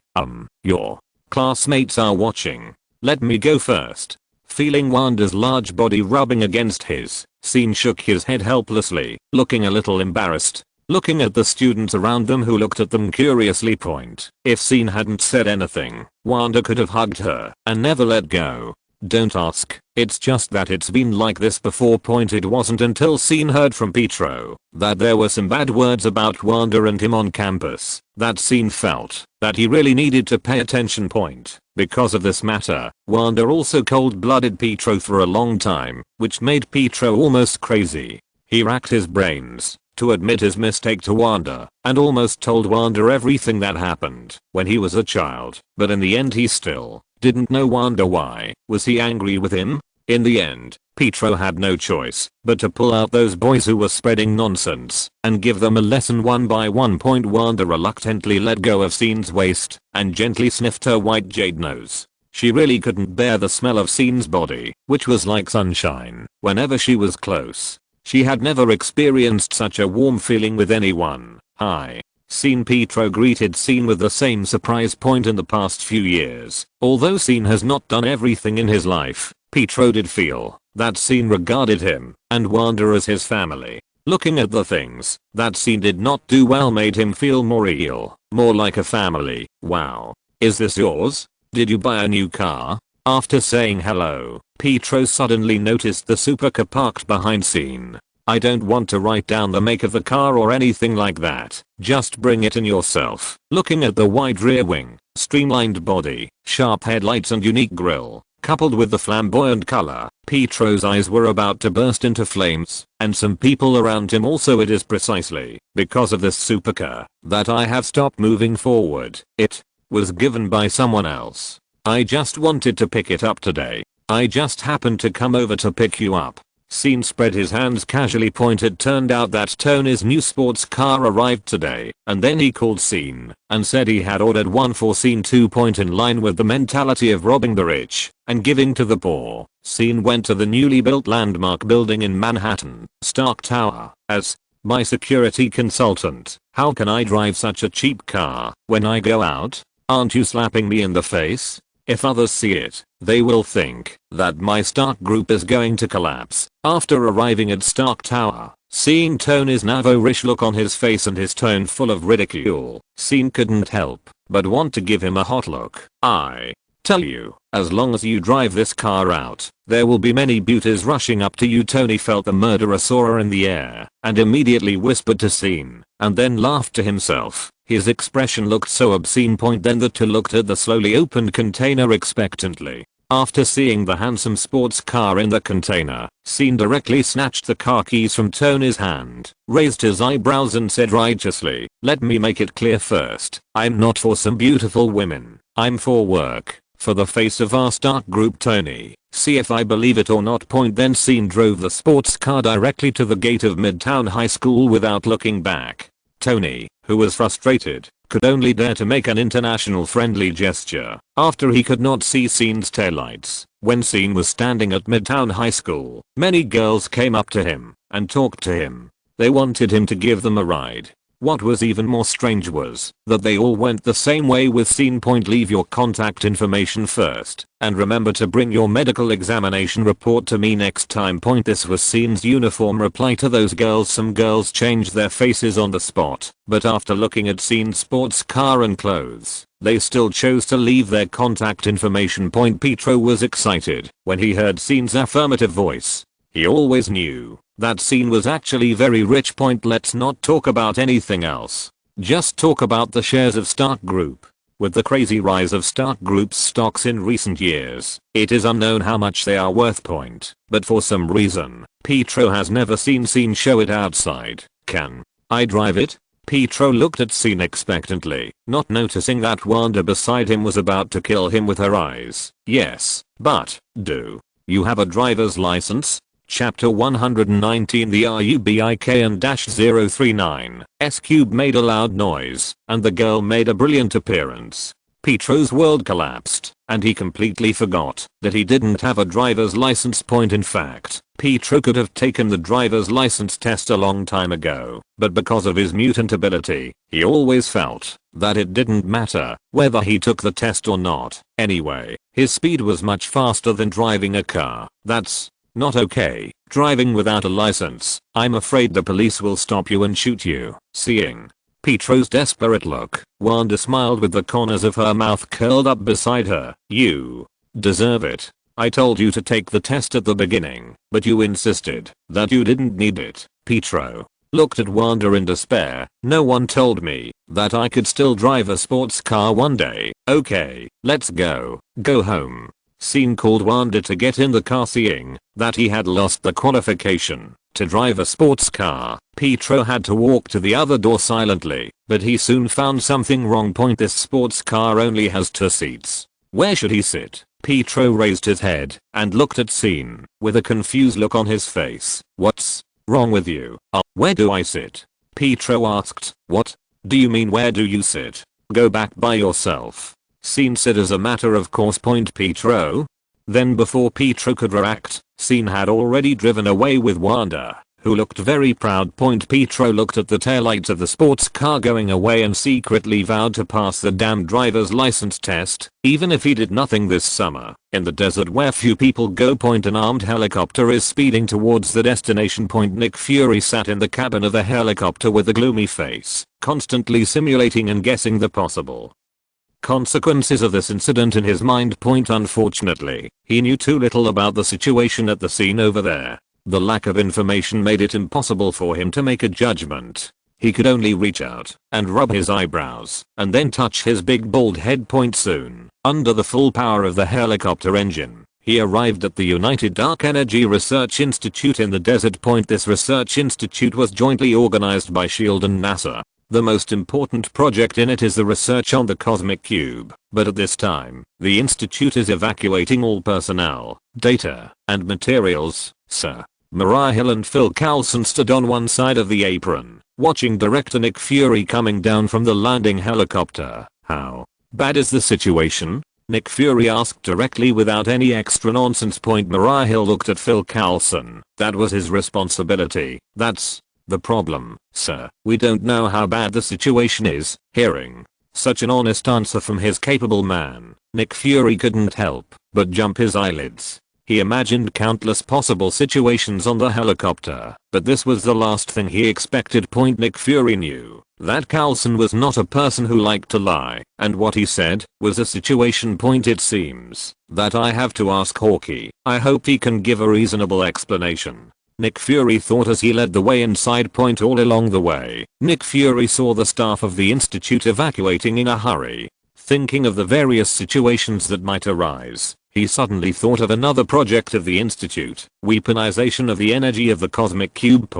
After finding a reasonable excuse, Nick Fury sent the good old man Coulson away, and then quickly asked Mariah Hill to pack up the research results of those weapons and take them away. He took a deep breath and stepped into the cosmic cube's research room. Looking at the cosmic cube that was still flashing blue light in the center of the instrument, Nick Fury walked over with his hands on his waist. What's the situation, Doctor? Nick Fury asked aggressively. If Scene was here now, he would definitely recognize that the Doctor Nick Fury was talking about was Eric Selvig, whom he had met in New Mexico before. The cosmic cube is a little naughty, Director.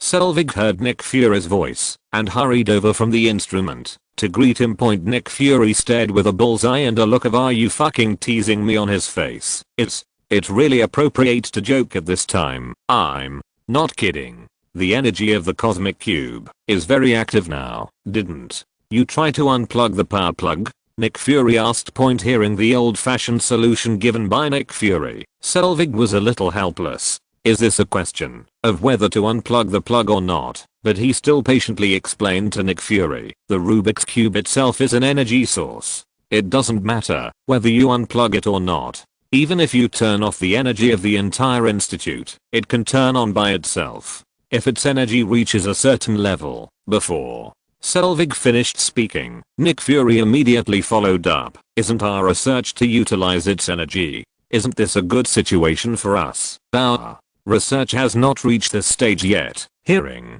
Selvig's answer, Nick Fury was a little skeptical. He called Hawkeye Barton and the head said but according to Barton's report, Dr. Selvig had no problem, which made Nick Fury frown again. What happened? Just when Nick Fury was thinking hard, Barton, who knew nothing about scientific research, gave him a special explanation. I think it may not be a problem on our side, sir. Our side?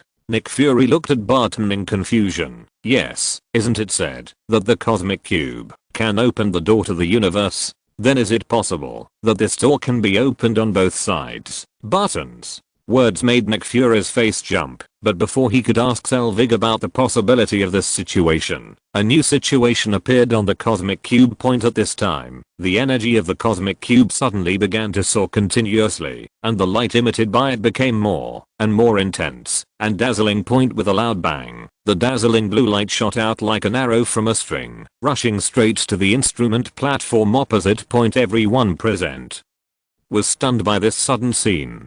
They stared at what was happening in front of them with their eyes wide open, completely at a loss, and at the end of the blue light emitted by the cosmic cube, a mysterious starry sky slowly emerged. The starry sky was vast and boundless, dotted with stars, as if it really existed there, as if a magical door leading to the depths of the universe had been opened out of thin air. With the rapid surge of energy, a powerful wave of air swept straight towards the crowd from the door like a tidal wave. Finally, when all the energy gradually dissipated, the scene fell into a brief silence. Nick Fury was the first to come to his senses, and he cast his eyes suspiciously at the instrument platform in the distance. I saw a figure squatting on the originally empty platform. At the same time, in the vast and distant universe, teams of hideous humanoid creatures were gathering, preparing for a new round of invasion. Chapter 120, not even given away for free. Scene has been living a comfortable life these days. Wanda and Pietro are having their summer vacation recently, so Scene decided to take them on a spontaneous trip. Since they were going to travel, Scene naturally asked a few women. Natasha has not been contacted recently, probably because she is on a mission. Although Jane wanted to go, she had some things to do in the academy, so she couldn't. It turned out that shortly after Magneto's death, Charles chose to retire and handed over all the affairs of Xavier School for the Gifted to Aurora. Scott was completely useless after Jane chose to leave. He was either in a daze or drinking every day, so Charles had to take him away from the academy to avoid affecting those children. After that, Logan also left. Now Aurora was the only one in the academy, so she contacted Jane, hoping that she could go back to help. After a period of careful consideration, Jane decided to agree to Aurora for the sake of those mutant children. After all, they were her kind.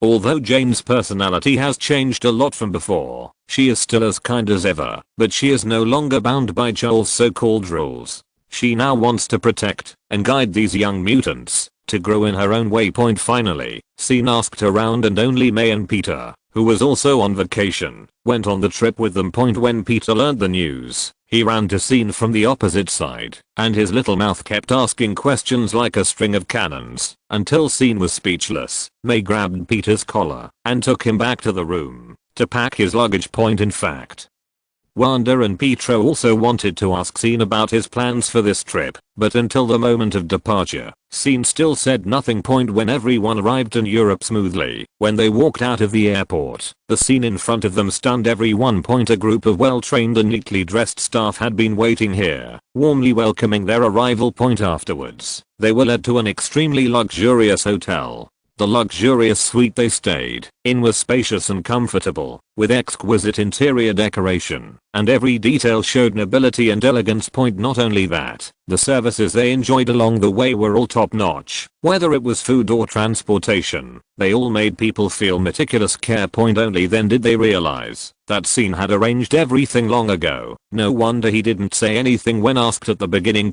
However, this time everyone thought differently. Although Scene was fully capable of making such arrangements with his current ability, these were not his work. As for the person who did it for him, it was of course Nisha, whose vampire empire controlled many people. Nisha was originally going to come in person, but Scene and his schedule were all during the day, which was not very convenient for her. The little maid arranged it well, and I would reward her in the evening. Scene thought with a raised mouth.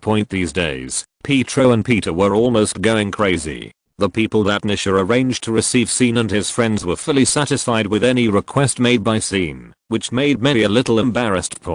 But seeing Peter's happy look, she felt that it was okay to indulge once in a while. As for Wanda, she was also very happy. As long as she could be with Scene, she would do anything. The only thing that made her feel depressed was that she found that Scene was often not in the hotel at night. Although Scene would still appear in the room on time every morning, the sharp Wanda still found it, because she was always paying attention to Scene. May, didn't you notice that Scene was sometimes not at night? Wanda, who was strolling on the streets full of European style, took May's hand and asked quietly. She kept glancing at the men. When she found that Scene didn't notice the two of them, Wanda secretly breathed a sigh of relief. What? Hearing Wanda's question, May's expression was a little unnatural, and even her tone was trembling. May knew very well that Scene would occasionally run to her room in the middle of the night to find her. If she hadn't tried her best to stop him at the beginning, I'm afraid that the two of them would sleep together every night during this trip. If that were the case, May would not have the strength to travel afterwards. She really loved and hated Scene's terrifying ability. It was for this reason that May told Scene not to do it too often before they went out on the trip. Otherwise, it would be really embarrassing if the little guys found out, especially since Wanda and Pietro were so old now. They would know what was going on at a glance. However, May misunderstood Wanda this time. In fact, Wanda had long known about the relationship between Scene and her, and even wondered why the two did not sleep together on this trip. And the Scene that Wanda just asked was not there at night, referring to the time when he did not go to find May. The cause of the incident was that Wanda knocked on Scene's door in the middle of the night, but found that Scene was not in the room, or in May's room at all. But the next day, Scene opened the door and walked out of the room with an expression of sleeping well, which completely aroused Wanda's curiosity. After several observations, Wanda confirmed that Scene was not in the room when he did not go to find May, which made Wanda feel a little annoyed. During the time she lived with Scene, the attentive Wanda had already discovered the relationship between Scene, May, Natasha, and Jane. At first, Wanda felt a little sad. but soon she strengthened her determination. It happened that Scene mentioned that he was going to travel, and Wanda thought it was an opportunity for her. But what she didn't expect was that she was ready, but he disappeared. So she took advantage of everyone's stroll to ask May, "I don't know. I'm so tired from playing during the day. I go to bed early every day," May replied calmly, but her nervous and unnatural hands and feet obviously betrayed her. "I know he goes to your room occasionally, but when he doesn't go, he's not in his room at all." In order to find out where Scene went at night, Wanda directly revealed what she knew about Scene and May. How did you know? Many had always thought that she had disguised herself well, but now Wanda actually said it directly, which made her feel very embarrassed, and 2 red clouds flew up on her cheeks in embarrassment. Now, the important thing is not how I know, but where did Scene go at night? Natasha can't be contacted at all, and there is a time difference between Jane and us. Scene won't go to find her, so where else can he go? Wanda quickly brought the topic back. After hearing Wanda's analysis, May also felt that it made sense, but she didn't care. When she made up her mind to continue her relationship with Scene, she had already let it go. "Don't worry so much, Wanda. He is so powerful, nothing will happen to him. No matter where he went, he came back in the end, right?" Wanda had a bitter face. She was not worried, but this was obviously her opportunity. But now it became someone else's. Chapter 121. The kitten at home is a little naughty. That night, Scene opened the portal and came to Nisha's place as before. Selena and Emilia were waiting here, which was why he chose to come here every night. 3 different styles. The ultimate enjoyment in the world. Originally, after they arrived in Europe, seeing Nisha's meticulous arrangements, Scene just wanted to reward her a little, but he didn't expect that this girl contacted Emilia from somewhere, and then, different style +1. The next day, Scene saw Selena, who appeared with Emilia at Nisha's place with a blushing face, and different style +1 again. He stroked Selena's delicate skin, which was white and a little sick, all the way to her cheek. The moonlight goddess, with half-closed ice blue eyes and a blurred look, lifted her slender swan neck and gently opened her mouth. Scene rubbed her sharp fangs and caused Selena's body to tremble. This was the sensitive point on Selena that Scene discovered. Nisha saw that Scene's attention was attracted by Selena, and she pouted her lips and looked at Scene. Scene had to satisfy his little blood slave special fetish. Among the 3 people, Emilia was the one who put herself at the lowest level. She knew that she could still have vampires because of Selena and Scene. Just when Scene was feeling the bliss of the world, his phone rang. Who is it in the middle of the night? After signaling with his eyes not to stop, Scene picked up the phone and looked at it. Then he frowned slightly. Why did she call me? Although he felt confused, Scene still pressed the call option and chose to answer. "Hello, Commander," Scene said jokingly. Thinking of Mariah Hill's cold face. "Well, it makes people want to conquer." Snap. Scene looked up after being hit on the thigh. It turned out that it was the little blood slave Nisha who was pouting and looking at him provocatively. Seeing this, Scene decisively took out her blood covenant necklace and handed it to Selena, who was curious and eager to try. In Nisha's fearful and expectant eyes, "What was that sound over there just now?" Mariah Hill's usual cold voice came from the receiver. "The kitten at home is naughty. I wonder what the commander wants to see me for in the middle of the night." Scene answered without thinking. Kitten. Mariah Hill frowned and recalled. Was this written in Scene's information? It seems that those who collect intelligence should be reminded to pay attention to the completeness of the intelligence. Later, shaking her head gently, Mariah Hill officially got to the point. "No, wait a minute." Scene interrupted Mariah Hill as she listened to what happened in the United Dark Energy Research Institute described by Mariah Hill. "Who did you just say? Loki? What happened to him? He killed dozens of our agents. Then, what? He also turned Hawkeye Barton and Dr. Selvig against us and stole the cosmic cube. Is your shield made of paper?" Mariah Hill was choked by Scene's words and couldn't speak. "So, why did you call me? I didn't ask Loki to do it. You should find his brother Thor." Listening to Scene's words on the other side of the phone, Mariah Hill raised her hand and covered her chest.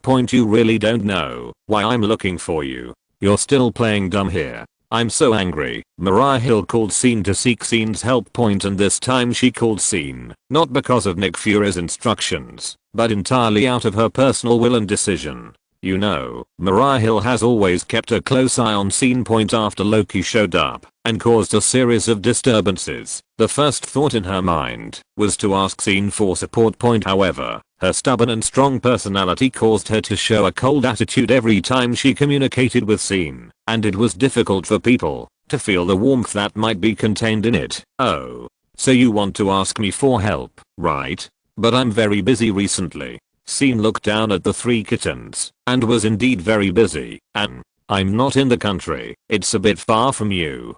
Goodbye, Mariah. Hill gritted her teeth and blurted out 2 words, then hung up the phone angrily. Hearing the busy tone on the other end of the phone, Scene smiled with a sense of fun. This girl is quite face-saving. His kitten bite lightly. Unlike the joy on Scene's side, the atmosphere in S.H.I.E.L.D. at this time was extremely solemn.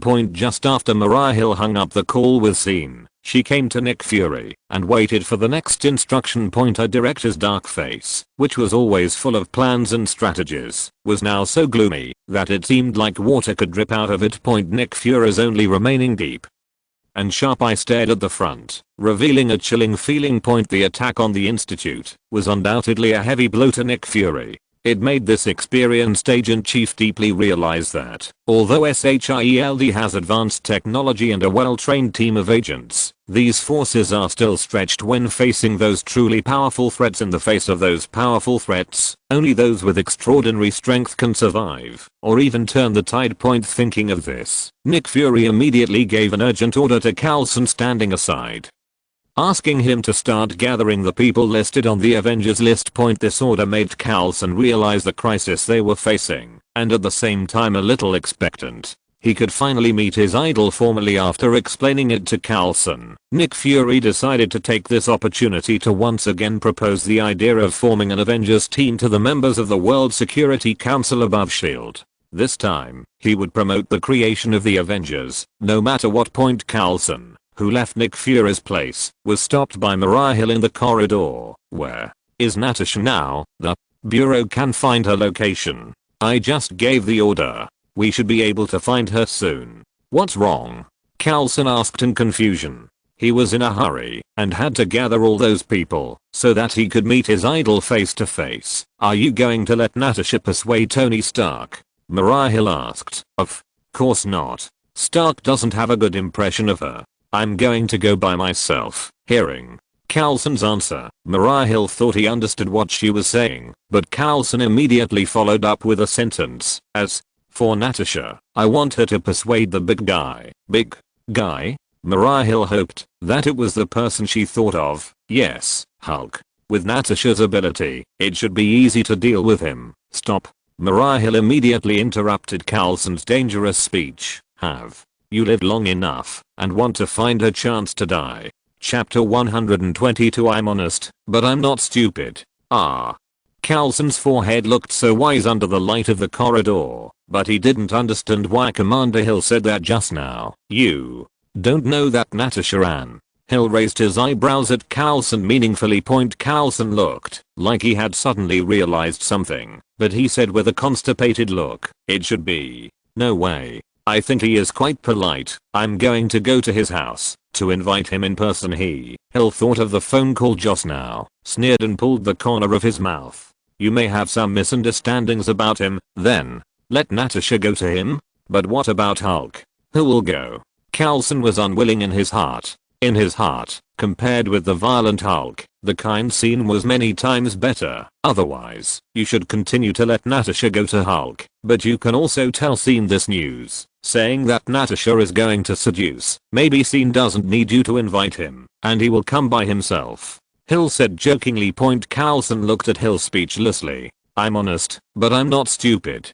Don't think that I dare not hit you, just because you are the commander in the end. Coulson decided to proceed according to his original plan, but Hill called Scene again for some reason. What's wrong again, Commander? Scene answered the phone, thinking that Hill was finally willing to be humble. I'm here to remind you that Natasha is flying to Kolkata now.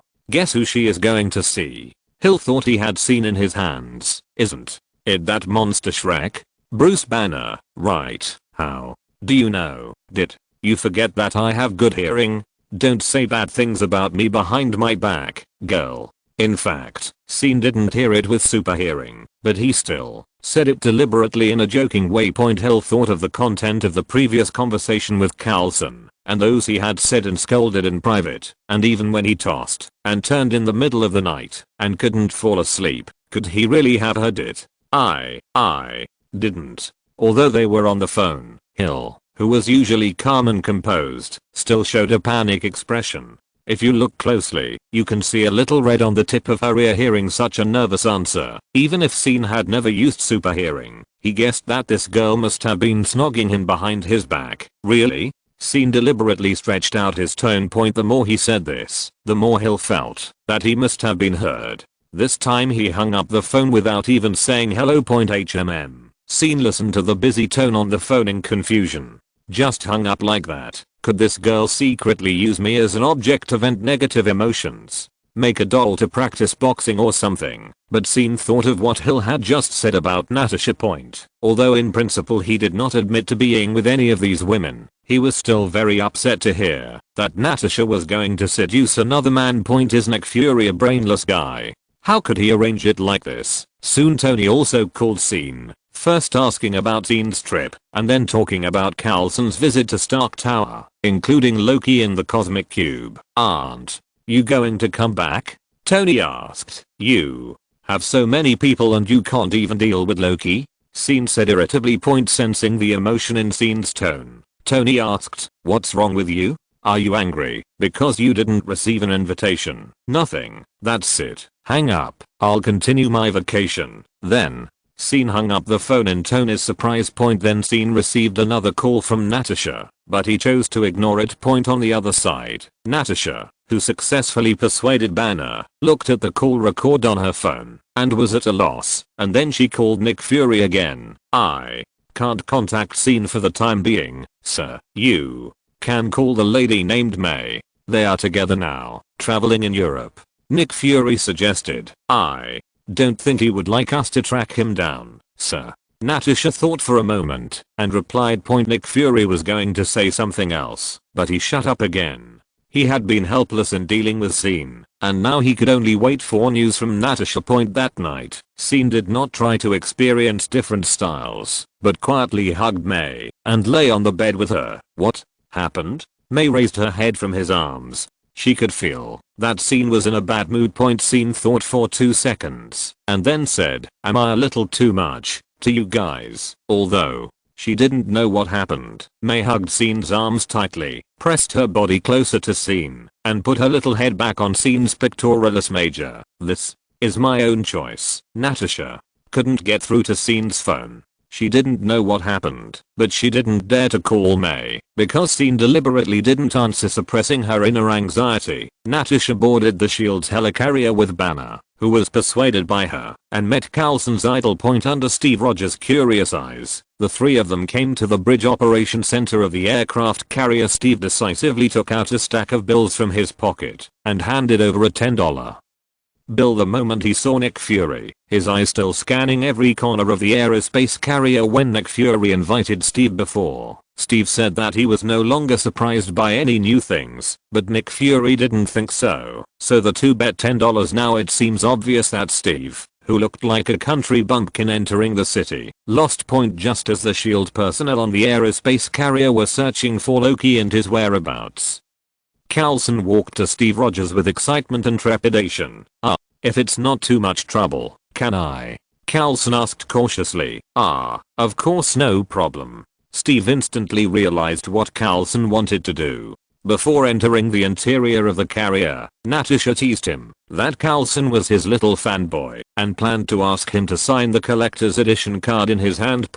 Just when Carlson was about to introduce his classic collection, the bald agent Sitwell, who was sitting in front of the computer under the bridge, reported that he had found traces of Loki. Carlson had to regain his composure in a second and trotted over to ask where the matching target was. Nick Fury looked at the Loki avatar on the screen in front of him, whose matching degree was almost 100%, and his expression was a little uncertain. Is this guy swaggering outside like this? He thought of Natasha, who had just told him that she still hadn't contacted scene point. But now that the target has been found, there is no reason for them to remain indifferent. Point. After thinking for 2 seconds, Nick Fury made a decision and looked up at Steve Rogers. Captain, it's your turn. If you're listening to this novel on a channel other than Fanfic World, it means they downloaded and uploaded it without effort. We cordially invite you to visit our channel, Mundo Fanfic Novelos. There you'll find the original version of this story and you can explore many other novels of various genres.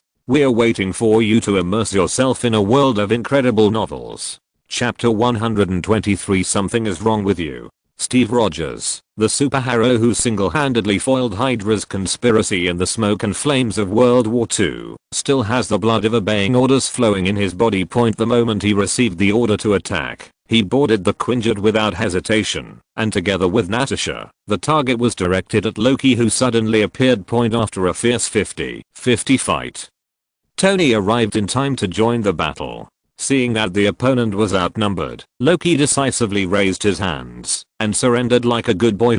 However, the keen Steve vaguely felt that something was wrong, but before he could study the reason in detail, something unexpected happened again. On the way back, bursts of muffled thunder suddenly came from outside the Quinjet flying at full speed. Thor, who came from the lower realm of Asgard, kidnapped Loki halfway with lightning speed. In this way, these mainstays of the future Avengers, after experiencing a not so pleasant first confrontation, had no choice but to return to the space carrier together. Because of this series of changes, neither Tony, Steve, nor anyone else realized that what was happening in front of them had actually been carefully planned by Loki. This so-called pretend surrender was just Loki's plan. A clever trap set by G. After Loki was imprisoned in a cage that was obviously too big for him, Natasha planned to trick Loki to see if she could find out his conspiracy.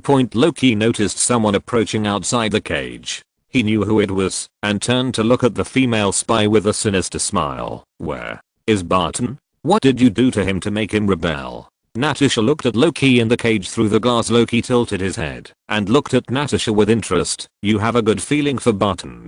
Do you love him? Children only talk about love. I just owe him a favor. Natasha denied. Oh, really? What about your boyfriend? Barton told me a lot of things. Loki continued to smile sinisterly. Natasha couldn't help but feel her heart stagnate when she heard Loki mention Scene, but her years of spy experience forced her to calm down, and she couldn't be led away by Loki's words. Now that he told you, you should know that I have to repay Patton's great favor. Seeing Natasha not answering, Rocky was keenly aware that something was probably wrong between Scene and Natasha. Thinking of this, the smile on his lips deepened, and the situation became more and more favorable to him. I can let Barton go, but what can you do for me? Loki sat down unhurriedly, and then he continued with a disdainful smile. And my army will soon crush you. I'm afraid it's not a certain person you should worry about now, right? I don't care about that. I just know I have a debt to pay. Can you repay it? With so many blood debts, do you think you can complete your self-salvation by saving a Barton who is similar to you? It is simply childish, ridiculous, and pathetic. I won't touch Barton. I want to watch him use his understanding of you to destroy you and kill you bit by bit. After that, I will give him freedom again, and when he realizes that he can do it himself, what did he do? And then I will kill him when he is screaming to the sky in pain. Loki said these heartbreaking words to Natasha through the glass with a ferocious smile on his face. Natasha seemed to have foreseen those scenes in his charming voice. She was shocked and stepped back, looking at Loki with horror on her face. You are a monster. Monster? You brought the real monster. Loki was immersed in the pleasure of crushing Natasha's soul. Hearing Natasha's evaluation of him, he blurted out his answer at this moment. Natasha's expression suddenly returned to normal. So, Banner is your target. Loki's smile suddenly froze on his face. He blinked twice and looked at Natasha, who had a sudden change of attitude in front of him and looked confused. Ouch. Shit. You spilled the beans. Thank you for your cooperation. Natasha raised her brows and thanked Loki with a smile, and then quickly informed everyone of Loki's purpose. Looking at Natasha's back as she jumped away, Loki felt like he heard several mocking donkey brays. The majestic Asgardian god of conspiracy was actually fooled by a human spy. He was a bit doubtful whether he was affected by the horns on his hat.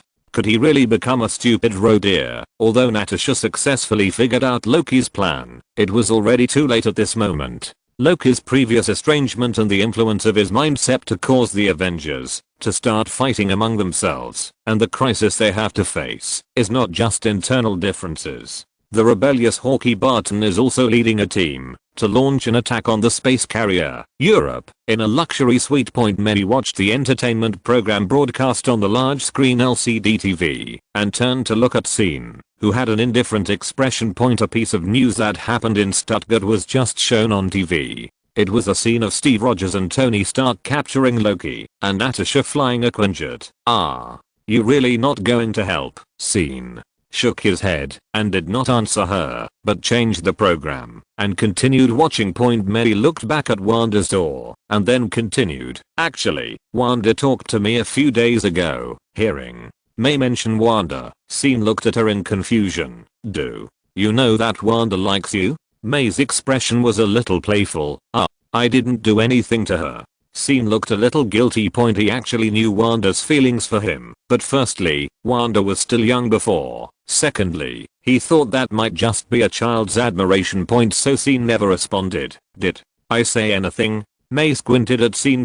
You're not right, Scene. I'm not. I didn't. Don't talk nonsense. Looking at May's suspicious eyes, Scene's face twitched a little embarrassedly. He did go there to own a witch. Actually, Wanda found that you were not in the room these few nights. Scene heard what May said and tilted his head to look at her in confusion. What do you mean? What else can you mean? You don't even know to wipe your mouth clean when you go out to eat. Wanda came to you in the middle of the night. What do you think she wants to do? May rolled her eyes at Scene in anger. Damn guy, he got the advantage, but still acted cute.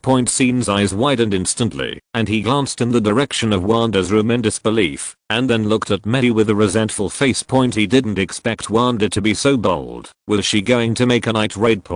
If I had known earlier. Just as Scene was dreaming with a face full of longing, May suddenly stood up. We all made our own choices, Wanda, Jane, and I think Natasha is the same. After saying that, May ran back to the room. Even if she knew it in her heart, it was still too embarrassing for her to say it out loud, but she saw that Scene was always in a bad mood. Moreover, she was a little worried about Natasha. After all, the relationship between the two had been very good since after May hid back in the room. Scene also returned to the room alone to think. At this moment, with a click, his door opened. Chapter 124. Don't look at unclean things. Feeling a hot body crawling into his bed, Scene could tell in a blink that it was not May, and he reached out to turn on a dim light. In the raised bed, after a rustling sound, a small head popped out from Scene's chest, and he could clearly feel Wanda lying on him through his pajamas, reaching out to push away the long hair covering the little face. Scene saw that the young face in his arms was still full of infinite shyness and blush. With a surge of breath, the clothes on Wanda and Scene disappeared instantly. Scene raised his eyebrows in surprise. What the hell? Is this how you use your ability, Wanda? Do you know what you are doing? He reached out and held Wanda's slender white shoulders under the light. But the little person in his arms didn't make a sound, but lowered his head to gently lick and bite Scene's chest, just like a cute little cat, but his movements were a little awkward. Wanda heard all this from her schoolmates. Whenever her schoolmates talked about this, Wanda always took notes in her mind without showing any expression, waiting to practice it on Scene one day. Where did you learn all this? Scene was a little comfortable with her teasing. Wanda twisted uneasily in his arms. At this time, she didn't have the courage to speak, for fear that the courage she had finally mustered would collapse in an instant. But she encountered Waterloo before she could practice. Because of Wanda's twisting, Scene felt the delicate and soft friction in his arms. This feeling was a world of difference from the previous hugs through clothes, and his big hands couldn't help but touch it. The moment Scene's hot palm touched Wanda's skin, the little person in his arms trembled obviously. As Scene's palm moved down, wand lay softly on Scene's chest, her bright eyes closed, her rosy mouth kept panting, and Scene even felt a little wet. Next is the singing content. That night while Scene was busy singing, the shield's aerospace carrier was attacked unprecedentedly. The leader of the attackers was Hawkeye Barton, who was very familiar with everything and shield. Under Barton's operation, he played his best record alive. First, he blew up a power engine of the carrier, and the explosion also separated all the Avengers who had gathered together, and even caused Bruce Banner to transform because of the aftermath of the explosion. Then, under the cover of his men's feint attack, he successfully invaded the control system of the aerospace carrier, which directly caused the aerospace carrier to fall from a high altitude. Finally, he successfully rescued the captured Loki. If Hawkeye had not been stopped and caught in the end, he would have been able to brag about this wave of attacks for a lifetime. Raw. The Hulk, who had been locked up in Bruce Banner's body for a long time, roared, and Natasha, who should have run away in panic, sat there motionless. It turned out that just when Hulk was about to go crazy, Natasha, with a face full of fear, saw a rapidly rotating portal through Hulk's huge body. The mentally retarded Hulk didn't know what happened. The next second, he just felt free and felt that his eyes went black, and then his whole body fell directly to the ground, and his body, that had just grown bigger and green, quickly began to shrink rapidly until it finally returned to the naked Bruce Banner again. Scene took a look at the fallen Hulk. It turned out that he was too fat and prone to sleepiness. Natasha on the ground still had a terrified expression on her face. Everything happened too fast, and she didn't have time to change her expression. But her eyes were always fixed on Scene, who was dressed in black and cloak. Her autumn eyes were full of sadness, confusion, and resentment. She never knew why Scene treated her like that before. After dealing with Hulk, Scene stepped over Bruce Banner, who was still unconscious, and slowly walked to Natasha and squatted down. Looking at Natasha's stubborn eyes looking at him, Scene reached out and pinched her delicate chin. "Girl, if you dare to seduce other men behind my back next time, I will really not care about you." Hearing Scene's words, Natasha couldn't help blinking her big eyes twice, and then she realized that Scene was jealous. Natasha, who finally figured out the reason, was happy, funny, and aggrieved. All kinds of emotions were mixed together. When the tear in her eyes fell down her cheek, she finally couldn't help raising her hand and beating Scene desperately. "I haven't accepted that kind of mission for a long time." Natasha's voice was slightly tearful. Because he could sense Natasha's emotions, Scene didn't reach out to block Natasha's fist. Hey, why did you use the stun gun? Then, you still listened to Coulson and went to find Hulk. Hearing Scene's words, Natasha was about to take a look at the fainted Banner to see if he was okay, but Scene forcibly pinched her chin to prevent her from turning her head. "Don't look at dirty things," Scene said seriously.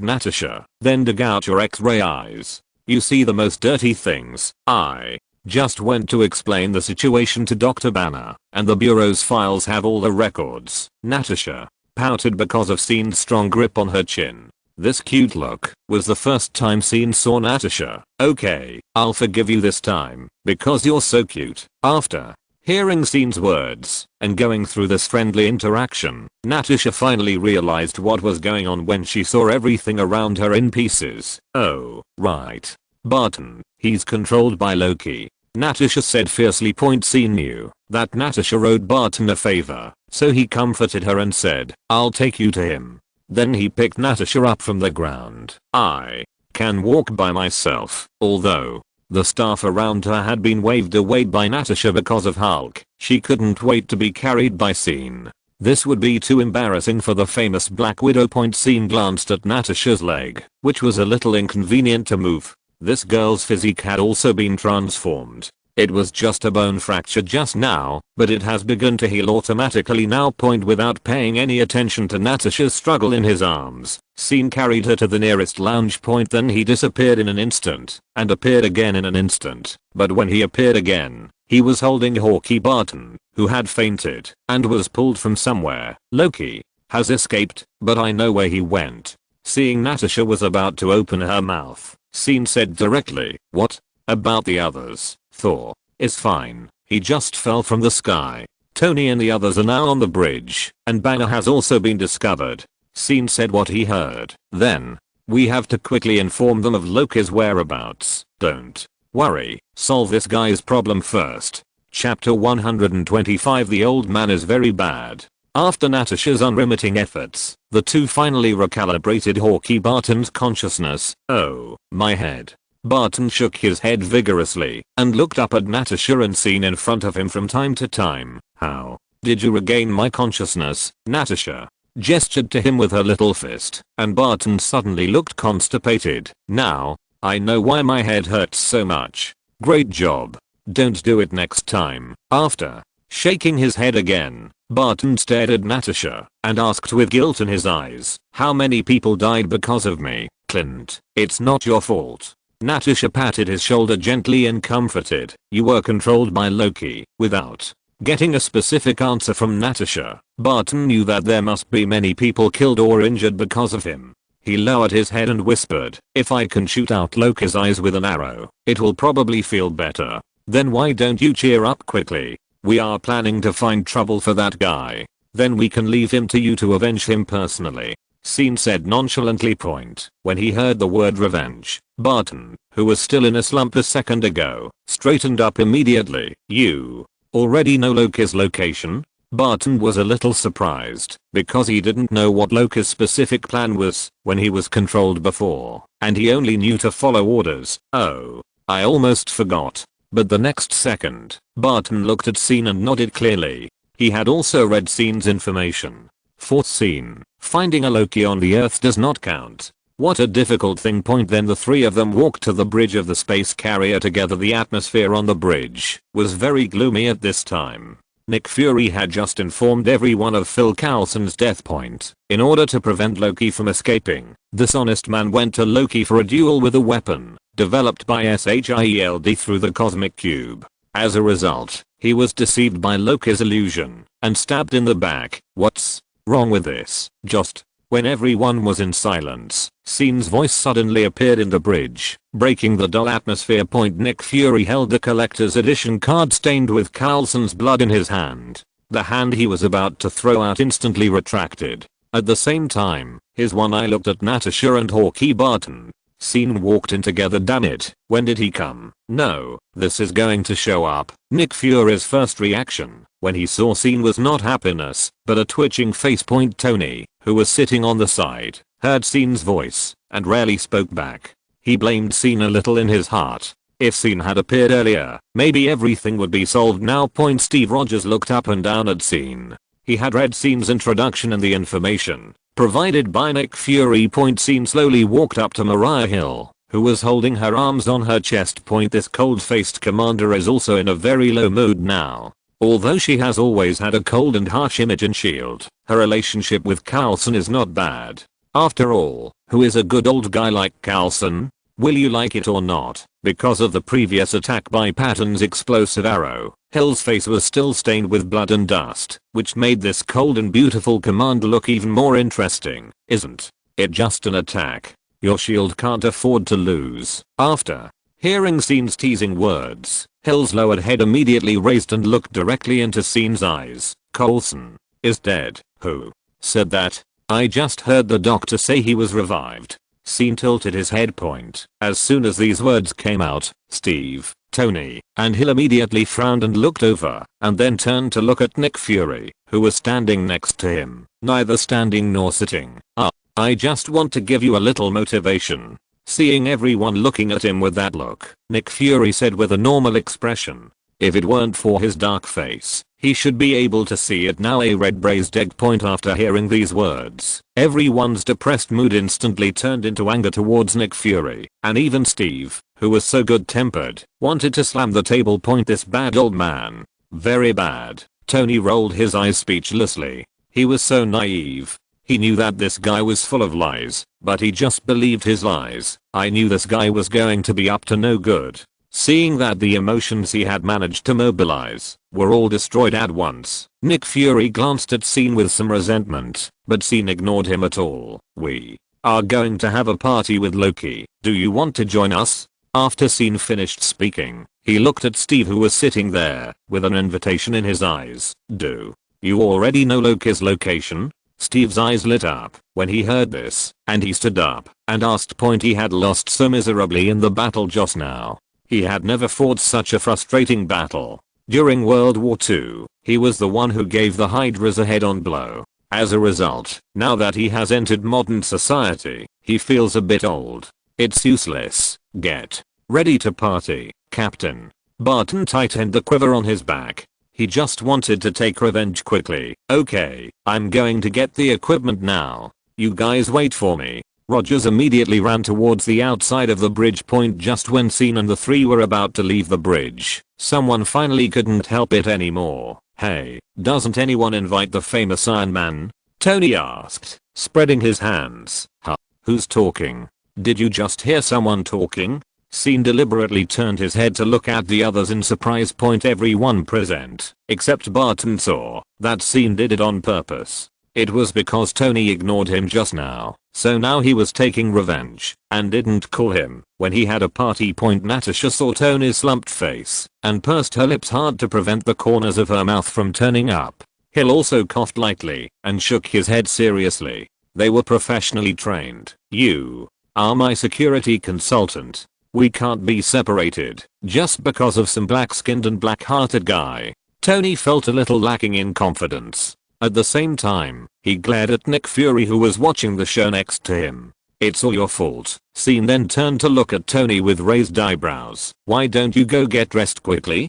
Don't blame me if your house is demolished if you're late. Although Tony didn't understand the meaning of Scene's words, it didn't stop him from believing in Scene. The little guy quickly ran to repair his suit. Seeing Scene leading several people away from the bridge, Nick Fury always felt that something was wrong, but couldn't tell him. Has our communication function been restored? He looked at Hill aside. Huh? I'm sorry, sir. What did you just say? Hill was just looking at Scene and didn't hear Nick Fury's words at all. Nick Fury pouted. Why does he feel like this Avengers was founded for Scene? End of this chapter. Thank you very much for reaching the end. Don't forget to like. Looking for more exclusive content and immediate access? Subscribe to our Patreon. Remember, every like, subscription, or donation encourages us to continue. Thanks to everyone. See you in the next video.